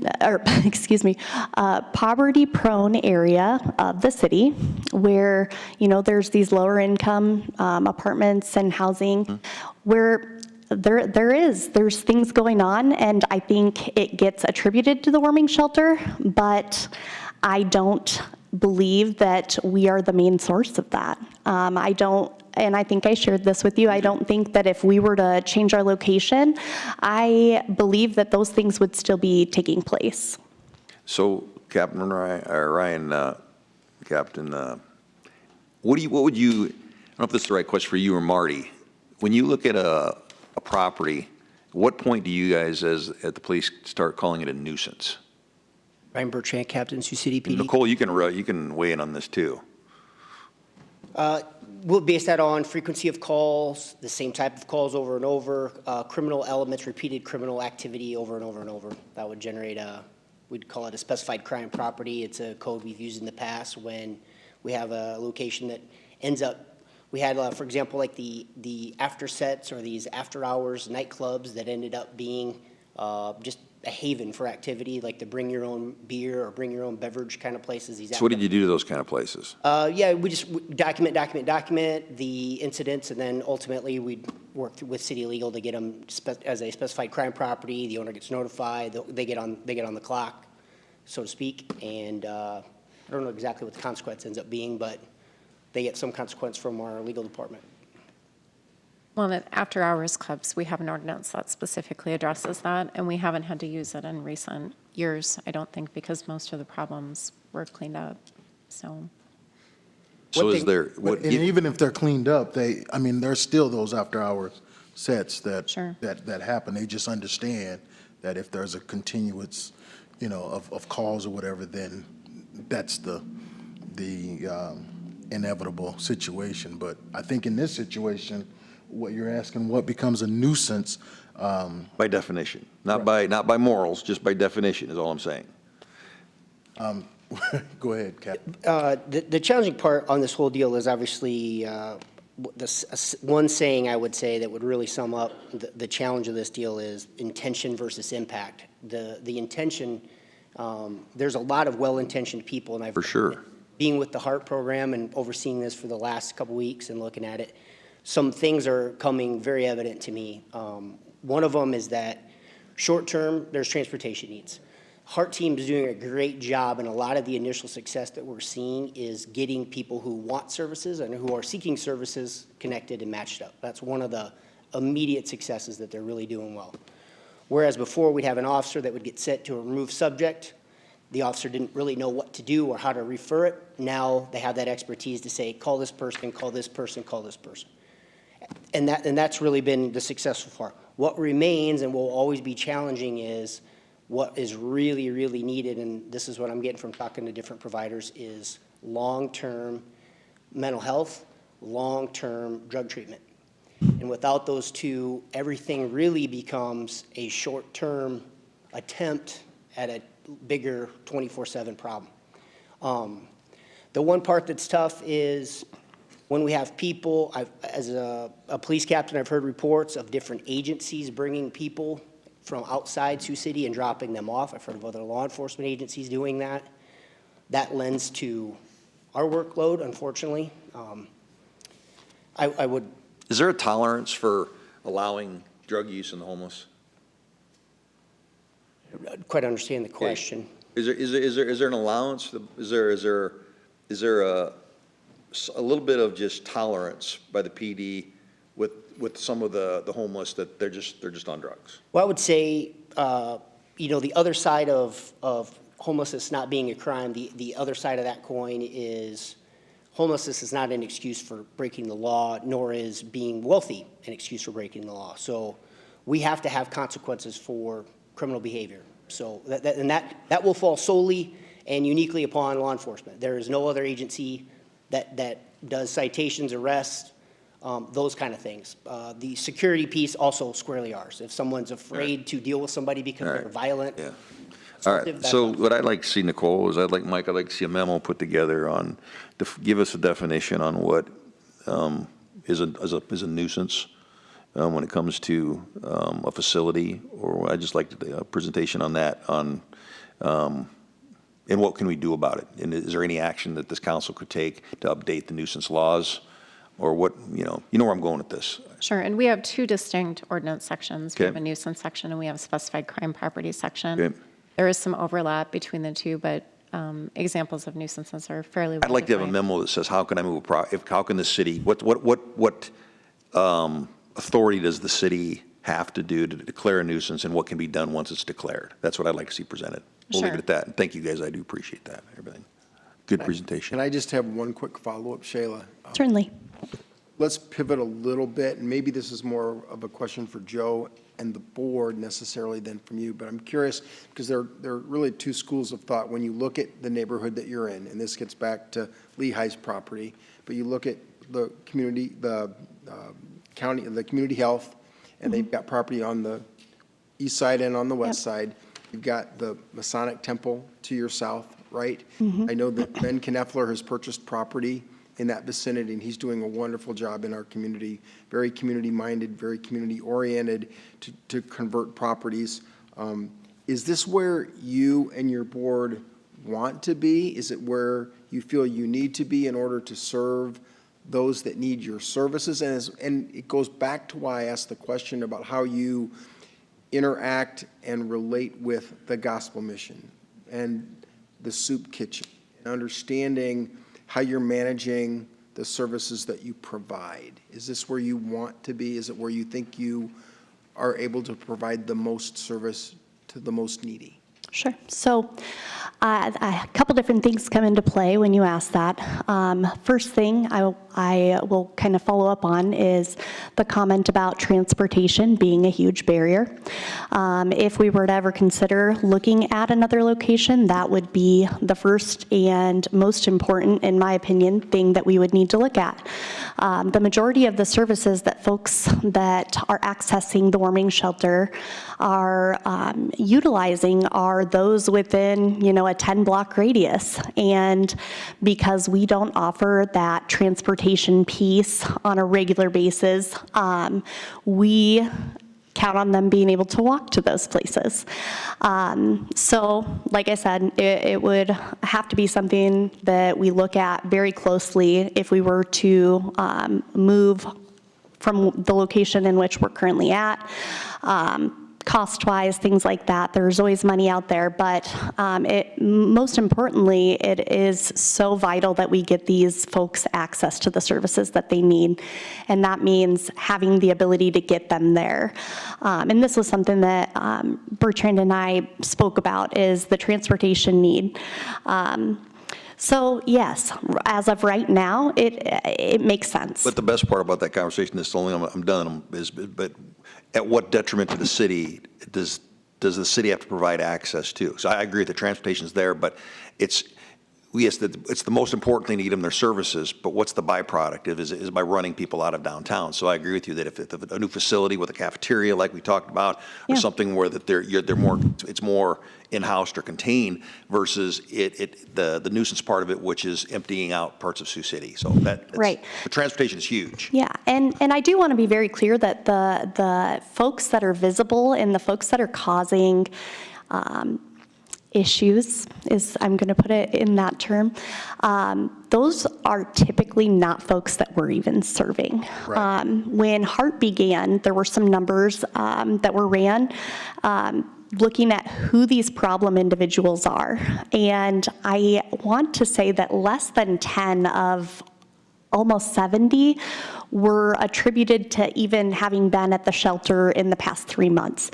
So a lot of the visible homelessness that you're seeing, or what appears to be visible homelessness, panhandling, things of that nature, those aren't our folks. Right. And so, in my opinion, they're going to be there either way. And I appreciate you saying that, Shayla, because that's one of the things that we've touched on. And I know that we're going to probably get in the weeds of the whole nuisance thing, but just as a question for Captain, when it comes to say a nuisance, I mean, if I'm wrong, tell me I'm wrong, but that would derive from a call, right? I mean, it's just not that you're walking through and you say, oh, that person's creating a nuisance or what that may look like, right? Sorry, and just to clarify, the nuisance ordinances that we have are mainly related to property instructors. Right. So that it'd be coming out of a premises. That's what we traditionally look for under our ordinances. Right. Typically, a lot of the officer work would be, number one, reactive. If they receive a phone call, complaint from a business, or someone calls in, et cetera, that'd be in response to that. For example, and then the other would be self-initiated. If the officer sees something proactive, maybe someone's walking down the street with an open container, clearly drinking, an officer gets out with that person, that would be a self-initiated example. Just to highlight the resource deal, what happened? We had a shooting out in Morningside a couple days ago. That was a bench clear for the entire uniform division. They all went. We had the suspect in custody in 15 minutes. But at the exact same time, I was fielding a call about a group of people that were congregating at the MLK. So again, it was a competition for resources. Do I have people go get the shooter, or do I have people at the MLK? And I understand not everything is a crime. There are people that are not breaking the crime. They're not drinking in public. They're literally just standing around or hanging around. But I would not be telling the truth if I said there are some people that is off-putting to them or scary to them or make them feel insecure for whatever reason, maybe for various reasons. And as a uniform captain, I've pledged, I've sent my people, I said, hey, we will go to those. If we just need to hang out and be there so people can feel secure, if that indeed is the call or the complaint that we're responding to, we'll go and be there. Now, we won't be able to take law enforcement action because it's not crime, but we will be there. And Shayla, just a real quick question. You know, we talk about this transportation thing. You know, do you ever have anyone that maybe isn't from Sioux City, you know, and they don't want to go back to where they are? Not very frequently. If they have roots somewhere, if they have, you know, a town that they grew up in, one of the first things we ask when they come to us is where they're from. And that's part of our intake process. And if they say, I'm from, you know, South Dakota somewhere, and we ask them, do you want to go back? Do you have support there so that you would not have to be staying in a homeless shelter? Right. And immediately, if their answer is yes, which the majority of the time it is we get in touch with neighborhood services and we get them connected with them to get a bus ticket back. Now, I won't say that there aren't small towns in, you know, Lawton or Mobile, Hinton, where folks don't have access to any kind of homeless shelter and are required to come to, obviously, Sioux City as the closest city nearby and access our services. But typically, folks want to go back to where they have roots and ties. And that's good to know. I just want to know, what would you do if somebody said, well, I'm from here, but I don't want to go back? If somebody said that they don't want to go back, we would ask them, okay, what do you want to do? We first figure out what they're wanting to do and if we can support them in doing that. But we very much encourage for that to be a forward progression plan. Can I quickly go back to the nuisance thing? So I just want to reiterate one of our biggest intentions this past year, being a good partner. My dad is a Sioux City Police Department officer, and so that is important to me. There has been a lot of emphasis on how we can be the best partner possible to them. And like I said before, I am so very proud that we have decreased the number of calls for first responder assistance in the amount that we have, because 78% is a lot. I do want to also mention that if we look at those numbers, we do still serve a very sick, chronically ill population of folks. And so it is very normal for us to have medical calls on a semi-regular basis with us serving individuals who are experiencing chronic illnesses.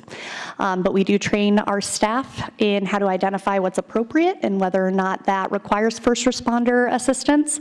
And they've done an incredible job of being able to identify that and decrease the number of times that we're asking for first responders to come out, whether that be EMS, law enforcement, what have you. It's pretty rare that we have law enforcement coming out for anything related to safety or folks causing a ruckus, or I can't remember the word that Julie used earlier, but it's pretty rare. Typically, those calls for first responder are medical. Squabble. A squabble. I'm going to write that down. Any other questions that I can answer? It's been a good presentation, good discussion. Thank you very much. Thank you.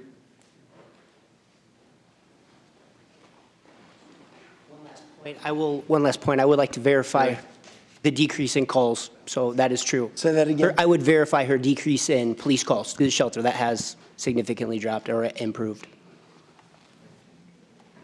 Captain.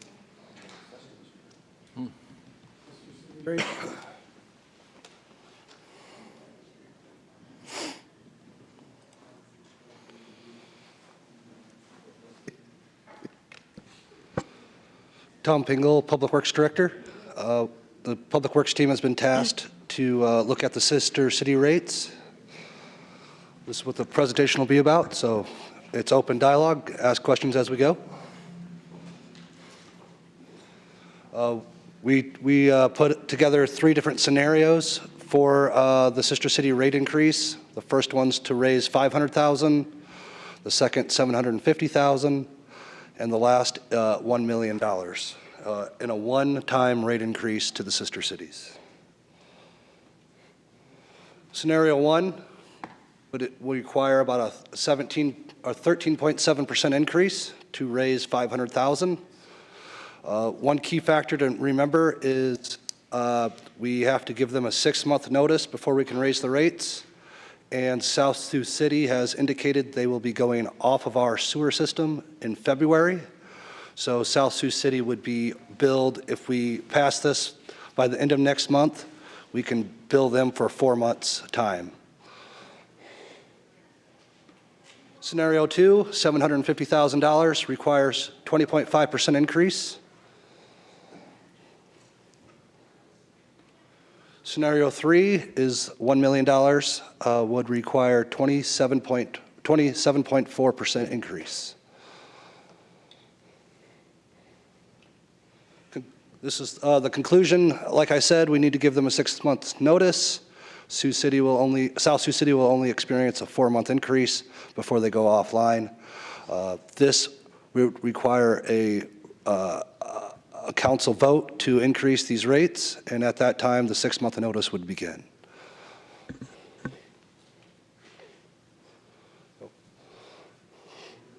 Good stuff. Yep. Exactly what we asked for. Yep. Their direction from council to bring something back. So does this require a motion at this point, Nicole? I don't think we can today. Please give direction. Provide direction. You could provide direction. I could bring all 3 scenarios. You guys could vote on that. If you want just one of them, I could bring that as an RCA. I'd like you to bring back all 3. Okay. For further discussion, and then we'll focus on particular rate increase. 2 weeks? Bring it back in 2 weeks? Sounds good. You could bring it back next week, couldn't you? I'm not here next week, and I want to bark. Thanks, Tom. Hamilton Boulevard, Triview Avenue intersection. Yeah. By the end of that'll get us to the end of it. I have to leave in a little bit, but let me understand this. I want to make sure I understand. You applied for a grant which showed the roundabout.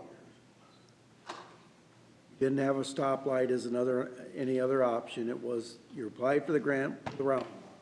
Correct. So if you accept that grant, then you have to build the roundabout. We actually, the council will have to accept that grant. My understanding We is. can talk around it. You have to, the city has to accept it with a roundabout. Correct. So if we don't accept the roundabout, then what you're going to tell us is the city's on the hook for this whole darn intersection because you didn't give us 2 options when you applied for the grant. We couldn't apply for the for an intersection. Well, we could have, but it wouldn't have met the benefit cost analysis. That's very interesting. So what we're going to do is we're going to build a roundabout because we're going to tell the citizens, you either go for this roundabout to get a grant, or you're on the hook for $5 or $7 million of city money if you want stoplights. That's our options today. Yeah. You did this to us out on Singing Hills Boulevard.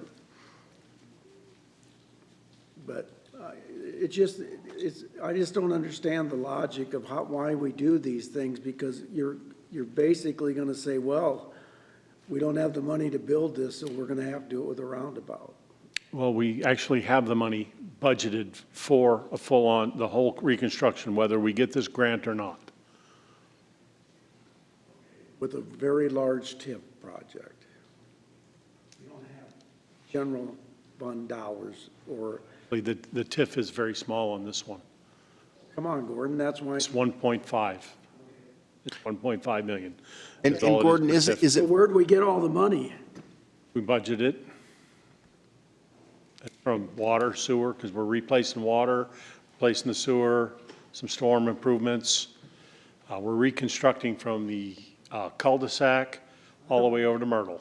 It's not just the intersection. Yep. And there was not as much TIF as we'd hoped.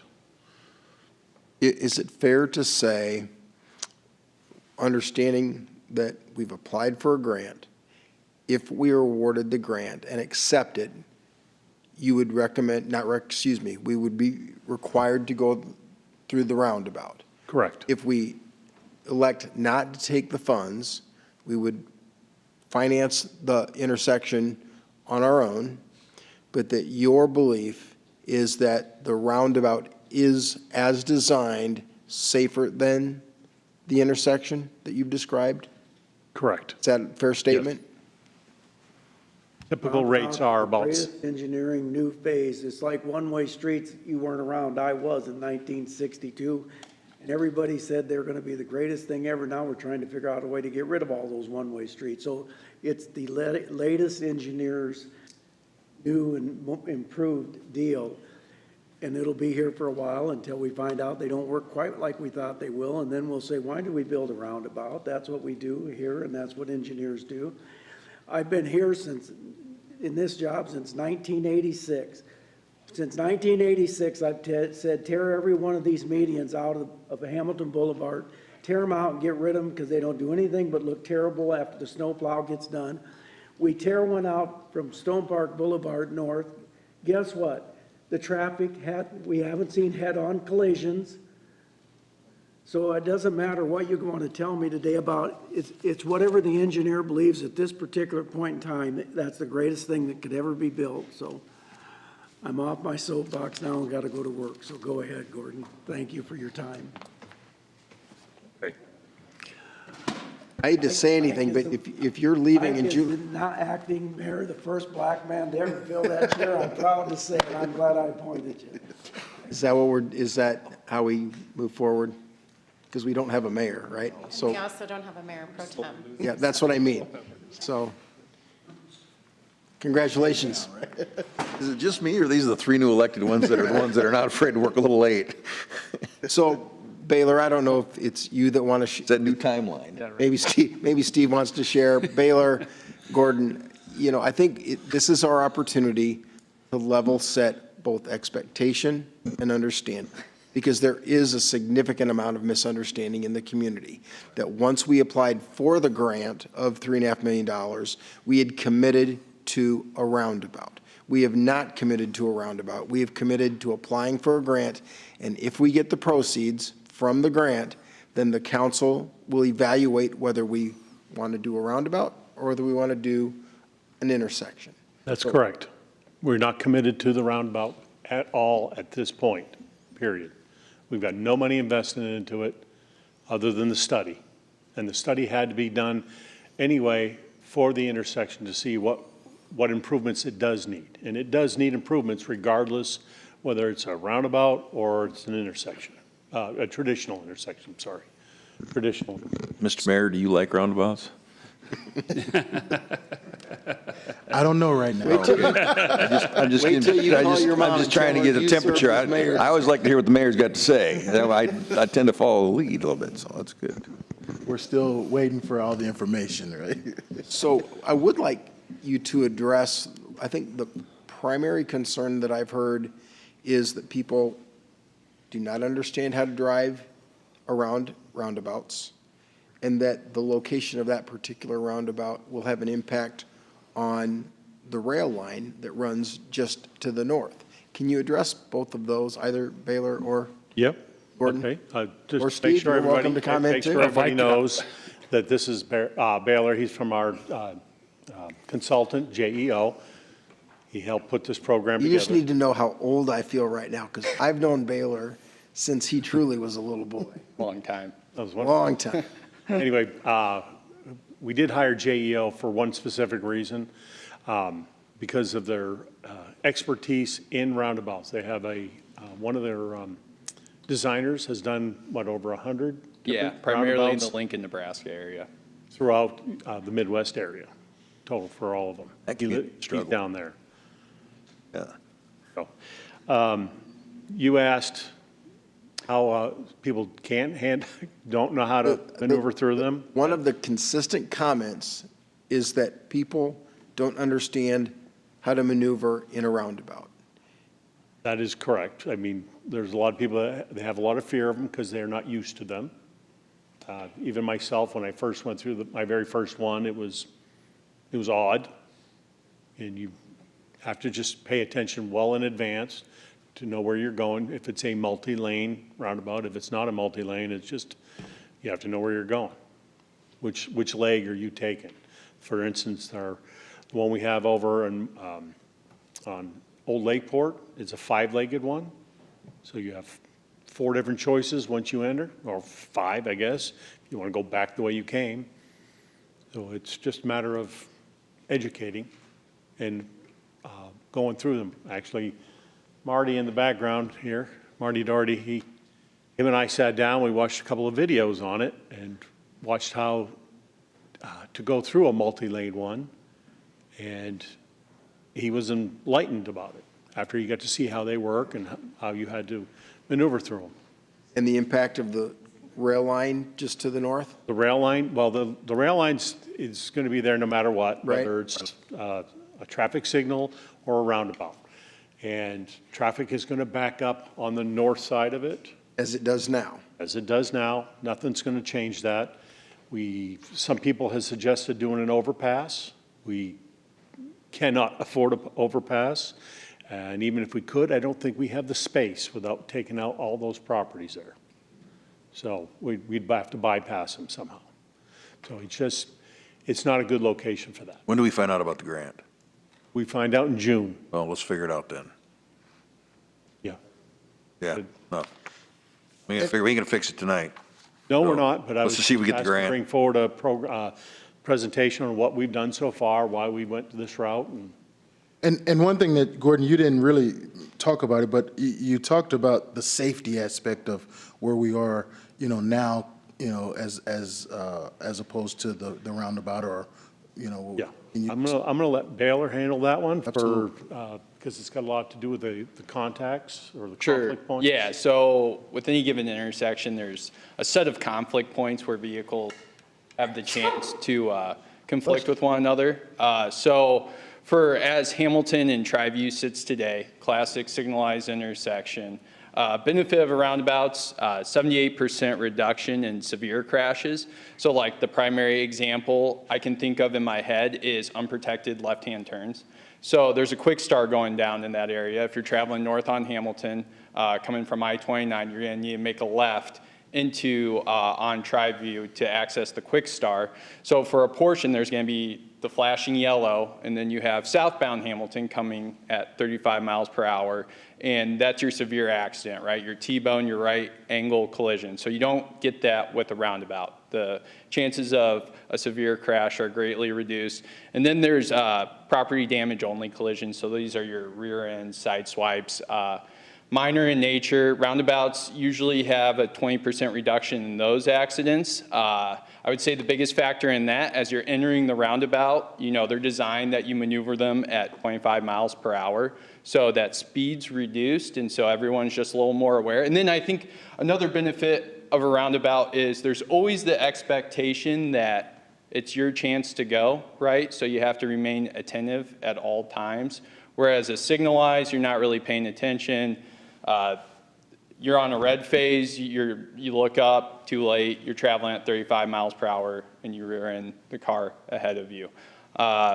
Overall, the existing safety, you can see the numbers over the 5-year period, 30 crashes. That's not extraordinarily high. It's a crash rate of 0.67. Your typical signalized intersection is 0.7 to 0.9. I know those numbers don't mean a ton to you. The biggest thing there is you're below that threshold. Now, the only thing I'll caution you is there's going to be another big user of that intersection in the near future, right? And I'm not saying it's going to be a safety hazard. It's just an increase in traffic, right, which increases your potential crashes that you may have at that intersection. The other comment that is shared regularly is the truck traffic. You've got a quick star. Baumgars has a lot of trucks. But that's where I'm going with this, Gordon, is with Baumgar's located in that area. They've got 100 trucks in that area. I believe it's more than that even. What's that? I believe it's even more than that. Is it even more than that? I'm assuming, and I know what they say about assuming, but I assume that we visited with Tori Wingert and other representatives from Baumgar's to make sure they're comfortable with the proposed design as well. We've met with Baumgars, we've met with Schuster, which is their main Right. trucking company. We met with that steel company, Summit Steel. We met with Quickstar. Quickstar's planning on having a truck stop. So we've met with all of them, including Horizon. Was there? Do you want to scroll to that slide with, that shows? Not necessarily the slip lane, but kind of the design process that goes through. Oh, right this there. one? Yep. So that's kind of how we lay it out right there. So that's a WB67, your most common tractor trailer. It's showing how it maneuvers the roundabout, because that left-hand turn to come from I-29 onto Tri-View is going to be of the biggest concern, right? And you'll notice the bright green lines on that page are its wheel tracks. So you can see the inside wheel track going up on the red pavement. That's by design. That's called a truck apron. So the middle of the roundabout is like a 3-inch lip curb. So your standard 6-inch curb, very high, that's a 3-inch lip curb that's designed to have that trailer drag on the truck apron. So it goes into our design. This is kind of just an example of tools we use to try to mimic that. Now, I'll be the first to admit, you know, it looks good on paper, and then you get people out there driving it, and that can be a different story. But, you know, we do have thought process when we design for tractor trailers. Good. Thank you. Steve? I'm not here in June. Steve Nelson.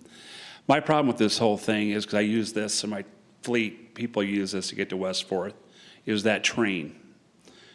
Mind you, I understand the safety. Now we got 125 cars backed up to the north. People coming from the south, the interstate east and west, they're going to get, and the people coming from the east down by Humane Society, they're going to clog that roundabout.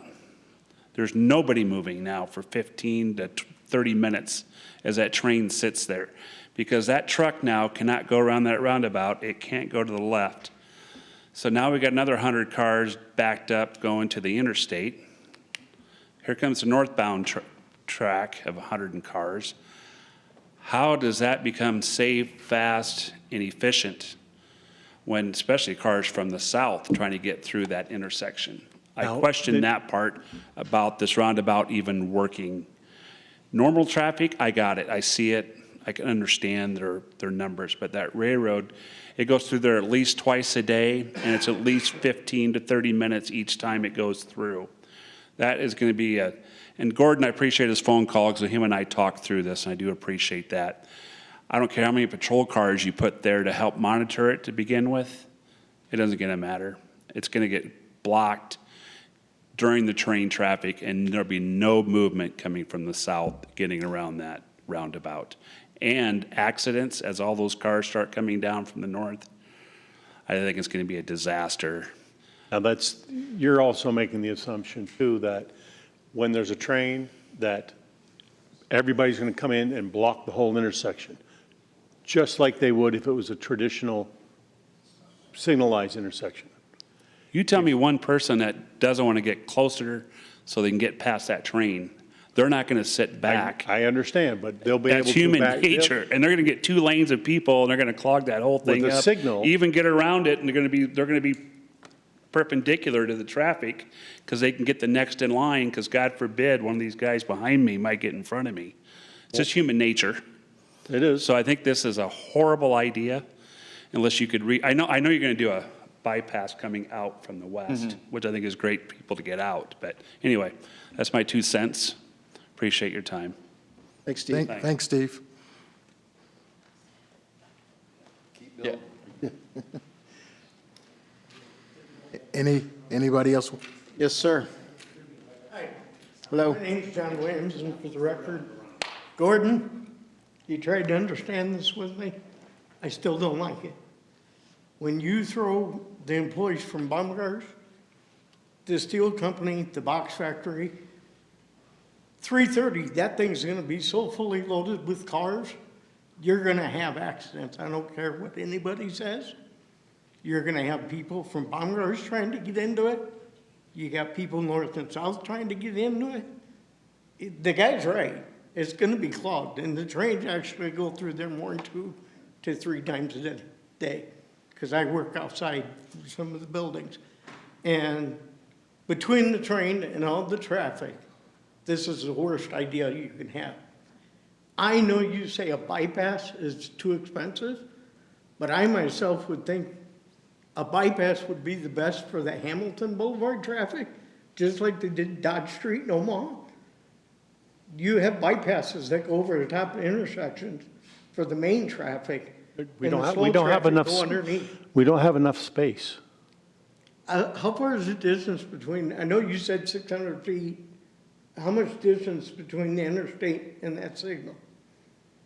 The For interstate. that slope to drop down from a bypass? Yeah, so I think when you think about this, so trains, to leave a gap for a train, it's 23 feet. So you have to have that bottom of the bridge be 23 feet up Right. in the air. If you start up at And First Street, And I think the hard part of it is how do you reconnect? So you have this bypass that you have to run out. How does the reconnection for semi trucks who need to go from Hamilton, they don't want to go up, and over the intersection, they need to get to Baumgars. Was that you're gonna have reconnection? off ramps, just like you do. If you go to Omaha and go down Dodge Street, Right, and they so have that's, overpasses with off ramps, Right. just like your interstate. and that's where the space becomes You constrained. might have to buy some more, I'm not saying you would. Yeah, so that's But- just a challenge of that. That's the stupidest thing I ever saw. I'd rather have a regular intersection with a signal. Even when you have to wait, and yes, people block it. I had a lady the other day, she stopped right in front in the middle of the intersection. I pulled my truck right up to her and started honking, because that's actually illegal. You're not to block an intersection. But yes, they do it every day. And this roundabout is just gonna make things worse, because people are trying to navigate around it and stuff. And at least with a stoplight, you get brakes. This is never gonna have a brake, and when you start throwing all them cars in a mix, it's just gonna cause more problems and more accidents. I don't care what studies say. I work in the area. I know what I see already. And I think this is gonna be a problem. And as for Quick Start coming, I don't know if they're still coming. They're telling you they are, but I also know they bought land north of here. So they may not even be coming. I don't know if you guys are aware of that. Well aware that they have other plans too. Thanks, John. Anybody else? Sorry.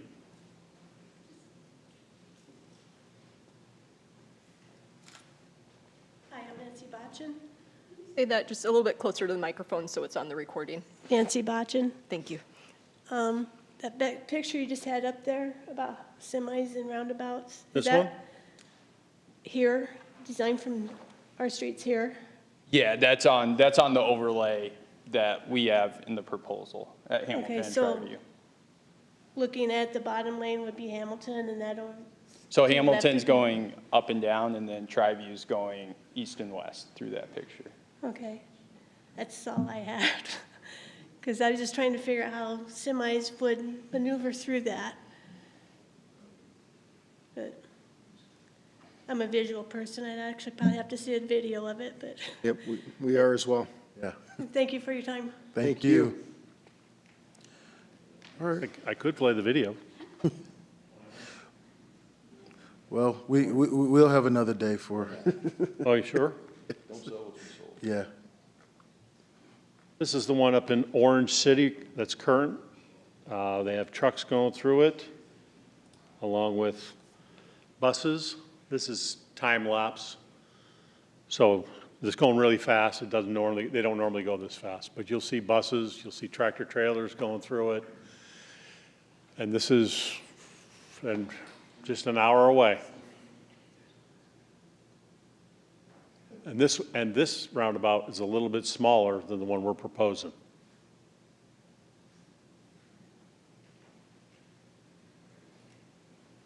And it's right near a school. Okay, sorry, I got to interject again. You're trying to use a roundabout in a little town that's gonna have half the traffic this intersection is gonna have. Ron, will you step up to the microphone when you speak, so that way it's on the recording? Okay. Thank you. And this is just a visualization for how they work. Right, but I'm How saying they you're work using Orange with- City, with which is a tractor small town. trailers, with buses, and ours would be larger. Do you have 100 buses or 100 trucks? Yeah, Every day go through there? No, you don't. I used to drive up there. okay. So I used to be a delivery I'm not driver. gonna change your mind. I So just, it's, I don't think using Orange City, if you would have used Worthington well, yes. or Omaha. I just or- don't, I didn't have a video for Worthington, that's Well, all. I'm just saying, to use a small town versus what you're proposing and what traffic's gonna go through there. Again, I'm Two different things. just showing them how it works, not with the traffic here. It's just a visualization, like you said. It's just a visualization. Gordon, We actually how do- much smaller is this roundabout than what you would be proposing? Well, this one is at, I measured it off. This one's about 80, so that green space on the inside's about 80 foot. Our green space is what I'll call it, is about 115 foot, the conceptual, so quite a bit bigger. Maybe 40% bigger? Yeah. So we have an actual, or, I don't know if I can make this go bigger. Yeah, there you go. So this is the computer, it's a simulated model of a traffic signal after, at full build-out of Quickstar, and in the year 2046, I think that's our build-out year.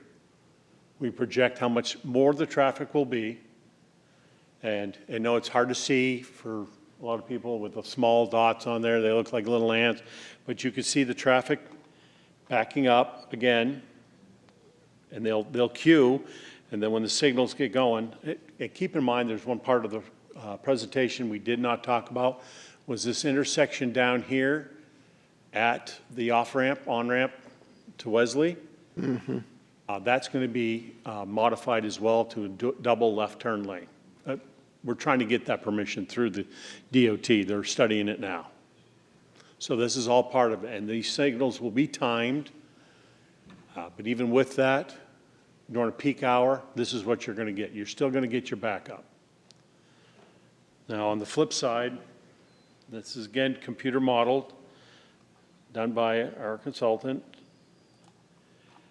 With a roundabout, you'll get a smoother transition and operation with the traffic and with trucks. Now, again, it's, if you don't believe that they're safer, you're not going to believe the computer model either, so. Okay. Thank you, Gordon. Thank you. Yeah. Sir, did you have something you wanted to share? My name is Rick Botchin. Just from that picture you showed me, from the roundabout, I understand the roundabout's going to be closer to the interstate than the train tracks. That's what I understand. Yes, it's taking the place, the train tracks, if you look at this map here. Because that's when the quick start goes in there, it's going to be the roundabout this way, right? Farther towards the interstate. I've been around out in Omaha. I go to my nephew's house, and they got, when you go in there, it's on 42nd Street in Dodge. He lives on Washington, out there in 40, all that there. And they got double lanes. And they, like, say you have to yield it right away, right? Well, trucks come this way. I almost got an accident because I didn't see him, but I stopped in time, but he turned, I was on his right way. Technically, he should have yielded to me, right? But I just wondered who's gonna be in fault when you get an accident in a roundabout with double lanes. Because you come off the interstate, you go around, turn around this way, you go stay on Hamilton, and the truck's gonna come around, and you're gonna get, you know what I mean? Yeah, Captain Bertrand, I think just like any other roadway, when you are not yet in the roadway, let's say the roundabout is considered the people that are moving, they would have the right of way. So you wouldn't be able to pull in unless it were safe to do so. Yeah, because you got people gonna come this way, they got for you to come off Triview, right? I'm on Hamilton, and I'm gonna go stay on Hamilton, and he comes off Triview, he has to yield to me, right? The people that are in the roundabout would have priority over people who have not yet entered the Okay, roundabout. I just want, You know, I just, thank you. Thank you. Thank you. Another quick thing I'll add there, I don't know, as example in Omaha, if that's a full 2 lanes all around the roundabout, but for our layout here, we cut down to 1 lane. It's a 2x1 roundabout. So if you look at it, there's actually only a single lane, and that's to try to avoid confusion like that. The single lanes are on the north-south sides of the circle, if you look at it. And then we obviously have 2 lanes for Hamilton in each direction to try to limit that confusion, because that is a confusing aspect, especially for communities who don't have many roundabouts. And one other point too we want to bring up is we do have to reload, no matter what we pick, whether it's traffic signal or roundabout, we do have to relocate Zenith Drive. And the reason for that is right, no, not there. So right here, if you look at this, this is with Quickstar already developed, and they're adding 400 cars in the peak hours, either around 7:15 to 8:15 in the morning and 4:15 to 5:15. 5:15 at night. So an extra 400 cars to this intersection is a lot. So, but if we do, we keep Zenith the way it is, just like this, we're going to have cars that are going to back up here, waiting for their signal to go north on Hamilton or straight through. And then we're going to have trucks that are trying to turn to go to Baumgars or to go to the truck stop. Come south. To come south. So either way, like I said, either with a signal or roundabout, we have to relocate Zenith Drive to the other side of the proposed Quickstar, right here. So we would cut it off here, give this property to Quickstar, and they'll give us this property here for the road. Now we have to do that, otherwise traffic just will get jammed up there. So there will be just too many cars coming from Quickstar, so we'll have to do that. And what's the cost of that portion of the improvement? Would ask that. Sorry. Yeah, so we don't have it fully divided out, because in that specifically, we've always had a lump sum cost for the intersection with this access road. Because honestly, no matter, like Gordon said, no matter if you do a signalization or a roundabout, that access is just too close together with Hamilton Boulevard. We can pull that out separately. I know the Tri-View improvements, like from the end of the cul-de-sac to about the intersection and beyond on the opposite side of Myrtle, that's like 800,000 to $1 million. But we haven't, I don't have a number divided out for that. We just have the lump sum intersection number. And actually, there is one option to keep Zenith Drive where it's at, and that would be the 5-legged roundabout. That would be the only way to keep Zenith there. And this is a TIF district? Yes, but it's, like I said, the TIF improvements that we're getting from Quickstar is like 1.5 million. Exit question. All these dollars for Quickstar, does it open up any other lots? Does it open up any other lots? Yeah. Any other development opportunities? No. I know. That's the part I got. That's the one that's hard for me, is that one on the corner is deemed, because of the traffic counts, no matter what we use, the traffic counts won't line up. So if you want to stick a McDonald's in there or something on that corner, it's a dead lot. And that's the part that's hard to swallow. It's like, really? I mean, you're going to, no offense to Quickstar, I want them, come build, let's do it, let's spend some money. But, you know, if we don't go with the grant money, which the community seems to be expressing themselves, we're doing all this, you know, it's going to be let's be real world, it's going to be a $7-10 million project when we're all said and done. Moving Zenith Drive and all that crap, you kidding me? It's going to be a ton. No, we're only talking 4.3 to 4.5. All right, you want to bet the over-under?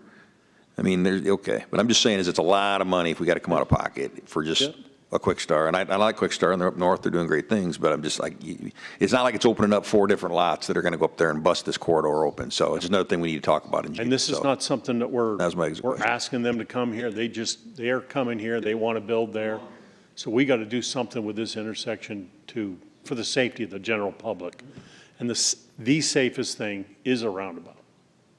So that's where you have to make that decision, not so much if the public doesn't like it or doesn't want it, you don't like it, don't want it, whichever. The safest thing and most efficient, let's not forget that, is the roundabout. Well, definitely come armed in June, wherever we get in.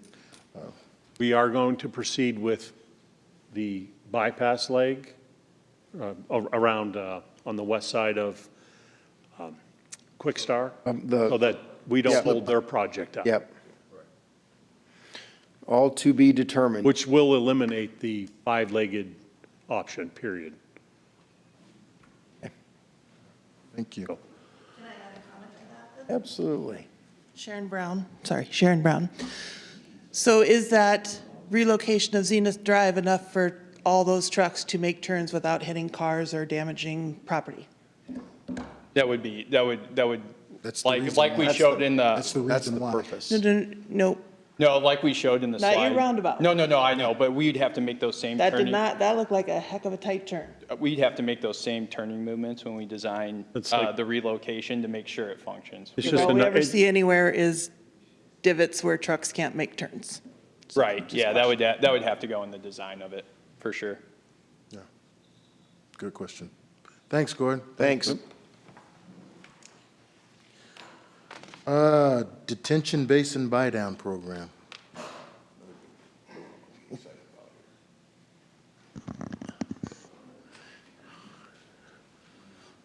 Tom Pingle, Public Works Director. Again, we've been tasked by Rick Bertrand to come up with some solutions for some issues that we are seeing with the contractors. So we're looking at a local and regional stormwater detention basin program. There's not many in the state of Iowa to look at, to model, so we might be the modeling community for that. That's not a big deal. The current challenges that we're seeing, on-site detention requirements is effective, but it can add cost. Consume valuable developable land and create inconsistent site-by-site solutions. Regional detention option would give developers flexibility to contribute to shared, strategically located facilities instead of constructing small little basins everywhere. So that we might just build, say, like a couple really big basins, and at orders of magnitude, costs can go down, and they could contribute to that. So this approach supports more efficient site design, maximizes unusable development area, and provides a consistent city-managed solution for long-term stormwater performance. If we're building these things, we can build them how we want them and how we see fit for longer-term solutions. So the proposed solution is we could do a dual-track stormwater strategy. What do I mean by that? Well, developers aren't locked into this, so if it's more cost-effective for them, they can build the small detention ponds on site. But if they want to buy in, as you say, to the larger basins that the city's going to develop or would possibly develop, this is a solution for them. We hear contractors and developers have, they don't want to use their own valuable land that, could put a house on, and instead of putting a pond on it, we could offer solutions for that. How this would work, there'd be a fee structure, and that'd be based on how much impervious roads or homes or anything like that is out there. The regional basin would be located in priority growth areas. This would be a dedicated stormwater detention basin fund. So this fund would manage the maintenance and the construction of these. This would go into a CIP for a long-range thing. The city would obviously have oversight for the regional or local detention bonds. Benefits for the city, it'd be system-wide performance, so it'd be optimized to reduce downstream impacts. Reliable maintenance. If we're the city, we know that we're going to take care of it. We would do annual maintenance on these things to ensure that our basins are doing what they do, retain and detain water. This would be scalable for the city. For the developer, it'd maximize buildable area. Be cost predictive, so the developer would know going into it that they could buy in, and it's going to be X amount of money before they even start the project. And it'd be flexible. How are we going to implement this? If this is something the council wants, we would have to analyze the watershed and the hydraulic studies to identify it. Well, luckily, we just did that. In 2023, that was wrapped up, and so we have a master stormwater plan completed, so we could hand that to the preliminary engineer to start off. That's a big time save for us. Design, we would have to design these plans and get cost estimates, calculate a legal defensible fee structure, code it. We got to get this into ordinance and update our design standards. We'd have to create the fund, the enterprise fund, if that's what we need to do to fund these CIPs and engage with stakeholders, engineers, and the community itself. So the next steps and recommendation, the path forward is utilizing the existing stormwater master plan that we have for a preliminary engineering analysis to find locations, perform physical analysis to define the fee schedule, and create detailed ordinances and design standards. What we would recommend is to direct the staff to proceed with the preliminary engineering analysis and stakeholder engagement. So what we need to do next is hire an engineer to see what the costs are going to be, where we're going to put these things. We'd have to work with community development to see where are the developments occurring. Can we intersect some of our existing stormwater systems to build these detention basins to relieve stress in our infrastructure to continue growing where we want to grow. So that's the presentation. We can come back. We could go out and solicit engineers to do the preliminary engineering, and we could bring that back to you guys to approve or deny. So does that mean, and my limited knowledge, when I was on the committee before I got kicked off, Gordon was really explaining something. So does that mean in that preliminary, from what I understand, how would that be moved to wherever we decide, that we're going to have one of those basins? That's a good question. So it'd be pretty fluid, meaning the engineer would do some preliminary things to get the cost structure in place to kind of guess maybe where these would go. But once a contractor's locked in, ready to go, we could get the engineer back on. It'd be kind of like on retainer, if you will. The beauty of this too, Ike, is it's almost like you're buying a carbon credit, is really what you're doing. I love this idea. And it's brilliant, I know, I'm brilliant. But when we sat down and talked about it, we found that we can legally do it. And so I was going to bring you up and ask you, don't you like this? Great idea. I like that. Curious how big of an area. Well, think about behind Unity School, that pit behind Unity School, that 22nd one. That's where I thought about it, because all that ground behind it, it was, Gordon had pointed out a couple of years, is that if we were to build behind it, we wouldn't have to reinvent the wheel. We could just create or expand its volume.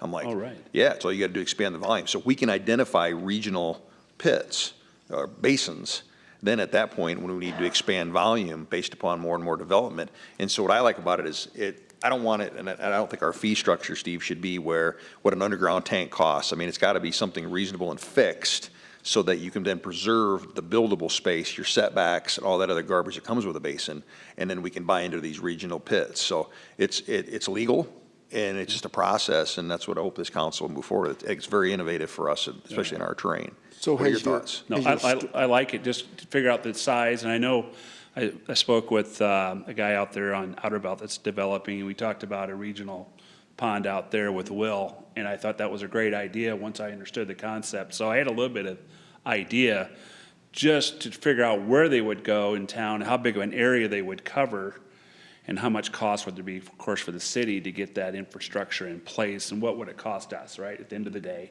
But if I can get a bigger buildable site, it's more usable, that thing is worth a lot more money. And again, once you identify it, you can always, you don't have to go out there and build this monster. You can go out there and build it, and then as it expands, you just put volume on top of it. Yeah, I like it. So anyway, kudos. Tom, so has the master plan that has already been completed identified developable sites and where community detention ponds could go with development in that area, or do you still need to go through that process? That would be the process. So all the data, the flows, the individual basins, if you will, across our community, not detention basins, but we call them drainage basins. So they're all connected, if you will. We have probably 6 or 7 really big ones that are all connected. Big watersheds is really what they are. And that's what the master plan points out. Okay. We could intercept lines in those those watersheds and create these regional detention basins. Remember, the basins were designed basically to slow the flow of water, not retain it, so that the system doesn't get overwhelmed. So as water is going down to our treatment plants, that's why he's like, why do we have to have these stupid basins? There's never water in them. Well, they're not supposed to have water in them. It's just supposed to, you get a 3-inch rain, it fills up, slows the process, lets the system catch up, and then everything bleeds away. So that's the beauty of this. I think this is a good advancement for our city, and I applaud you for having an open mind. It was brought to you, Gordon. I'm going to give you a compliment. Good job. Now let's get it done. Let's figure out, identify it, and move forward and present it to council. That'd be great. What direction do you guys want to give? Well, I was going to say you had a kind of a next step, right? Yep. I'd like to see the watershed. Well, I'd like to see the watershed analysis, but I'd like to see the business plan for what you're proposing as well.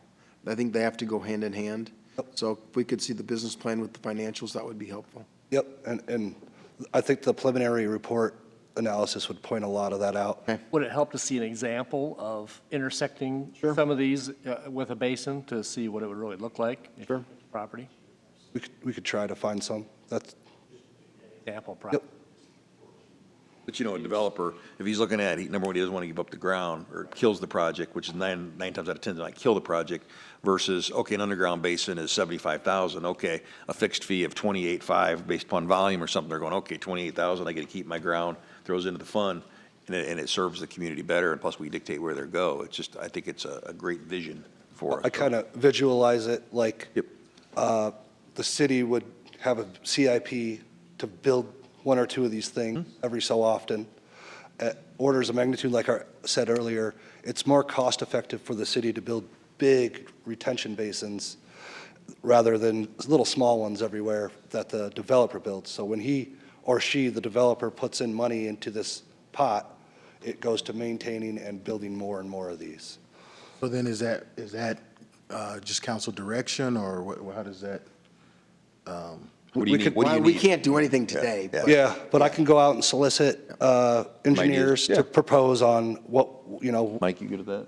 I'm sorry, say it again. I could solicit engineers through an RFQ process to get their proposals to see what the cost would look like to even do something like this at a preliminary level.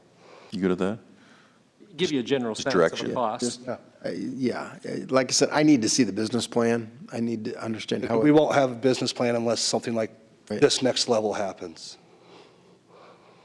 So I understand it's kind of the egg before the chicken thing. It doesn't cost anything to ask. Yep. Go out and solicit, see what they bring us. Keep moving forward. Okay. Good stuff, Dan. All right, thank you. Thanks, Tom. Thank you. All right. All of that in 3 weeks, all this stuff. Like it. Boom, boom, boom. No, I meant you got to this point within 3 weeks. No, it was good. Council concerns, Mr. Bertrand. Real quick, is Dolly still in the room? She is. Dolly, I got to correct the record. Boy, did I get my butt chewed. 2 weeks ago, I made a comment on the levy, and I said that the Journal reported that the residential went up by $399, and it wasn't the Sioux City Journal, it was KTIV. So I want to correct the record. You were correct in your reporting, so we're good there. So that record's been corrected. Other than that, real quick, have my little notes. I'm going to be gone next week. I apologize. I got a site visit that I got to go to. Congratulations to Shannon Georgestad. I wanted to reach out and say congratulations to her. And it's been a good week. And I do appreciate Gordon and Marty and all the guys. The permitting process is getting a lot better. I appreciate that. I'm excited to see the electronic part of it.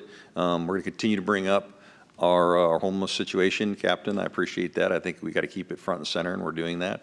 And we're on the move. Sioux City's on the move. We should be proud of what we're doing these last few weeks, and I'm really excited that the last 3 people standing up here is your new council. So good job tonight, guys. It's a late one. Thank you. Mr. Berenstein. The only thing I have is, I know we have a new RCA form on our materials. It talks about that it's been reviewed by legal, manager, finance. Can we also get a statement that it's reviewed and approved by those 3, or at least who it's been approved by?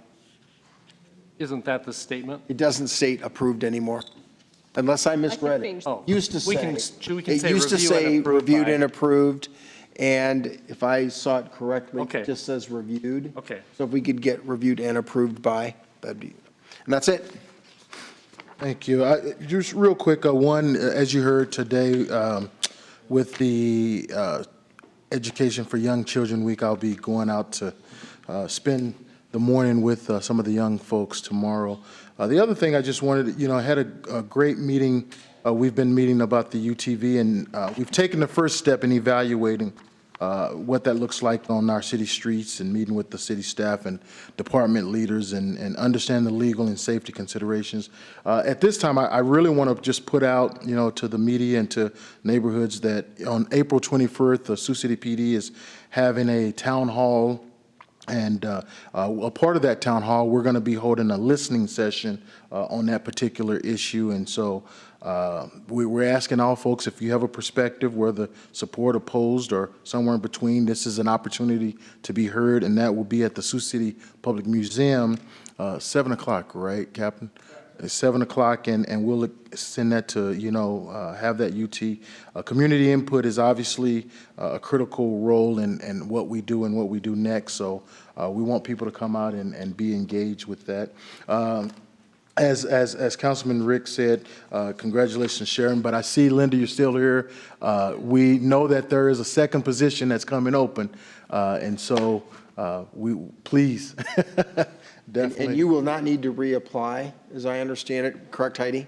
That's correct. She will not, Linda will not need to reapply for the open That is- position in June. That is correct. That is correct. We will hold those applications for 18 months. So even if someone else filled the role after that, we would continue to keep that application on file for the next vacancy. Linda Santee, best applicant for the library board currently. Do I need to poll if I don't want to be considered? Yes. Thank If you would you. like to remove your application, if you could send us an email, something in writing, just to say that you're removing your application from consideration, you Okay. can certainly do that. and Thank then you. That'll take care of it. Thank you, Linda. If nothing else, I move to adjourn. Second. Bertrand? Aye. Rayford? Aye. Berenstein? Aye. I wanted to do that. There you go.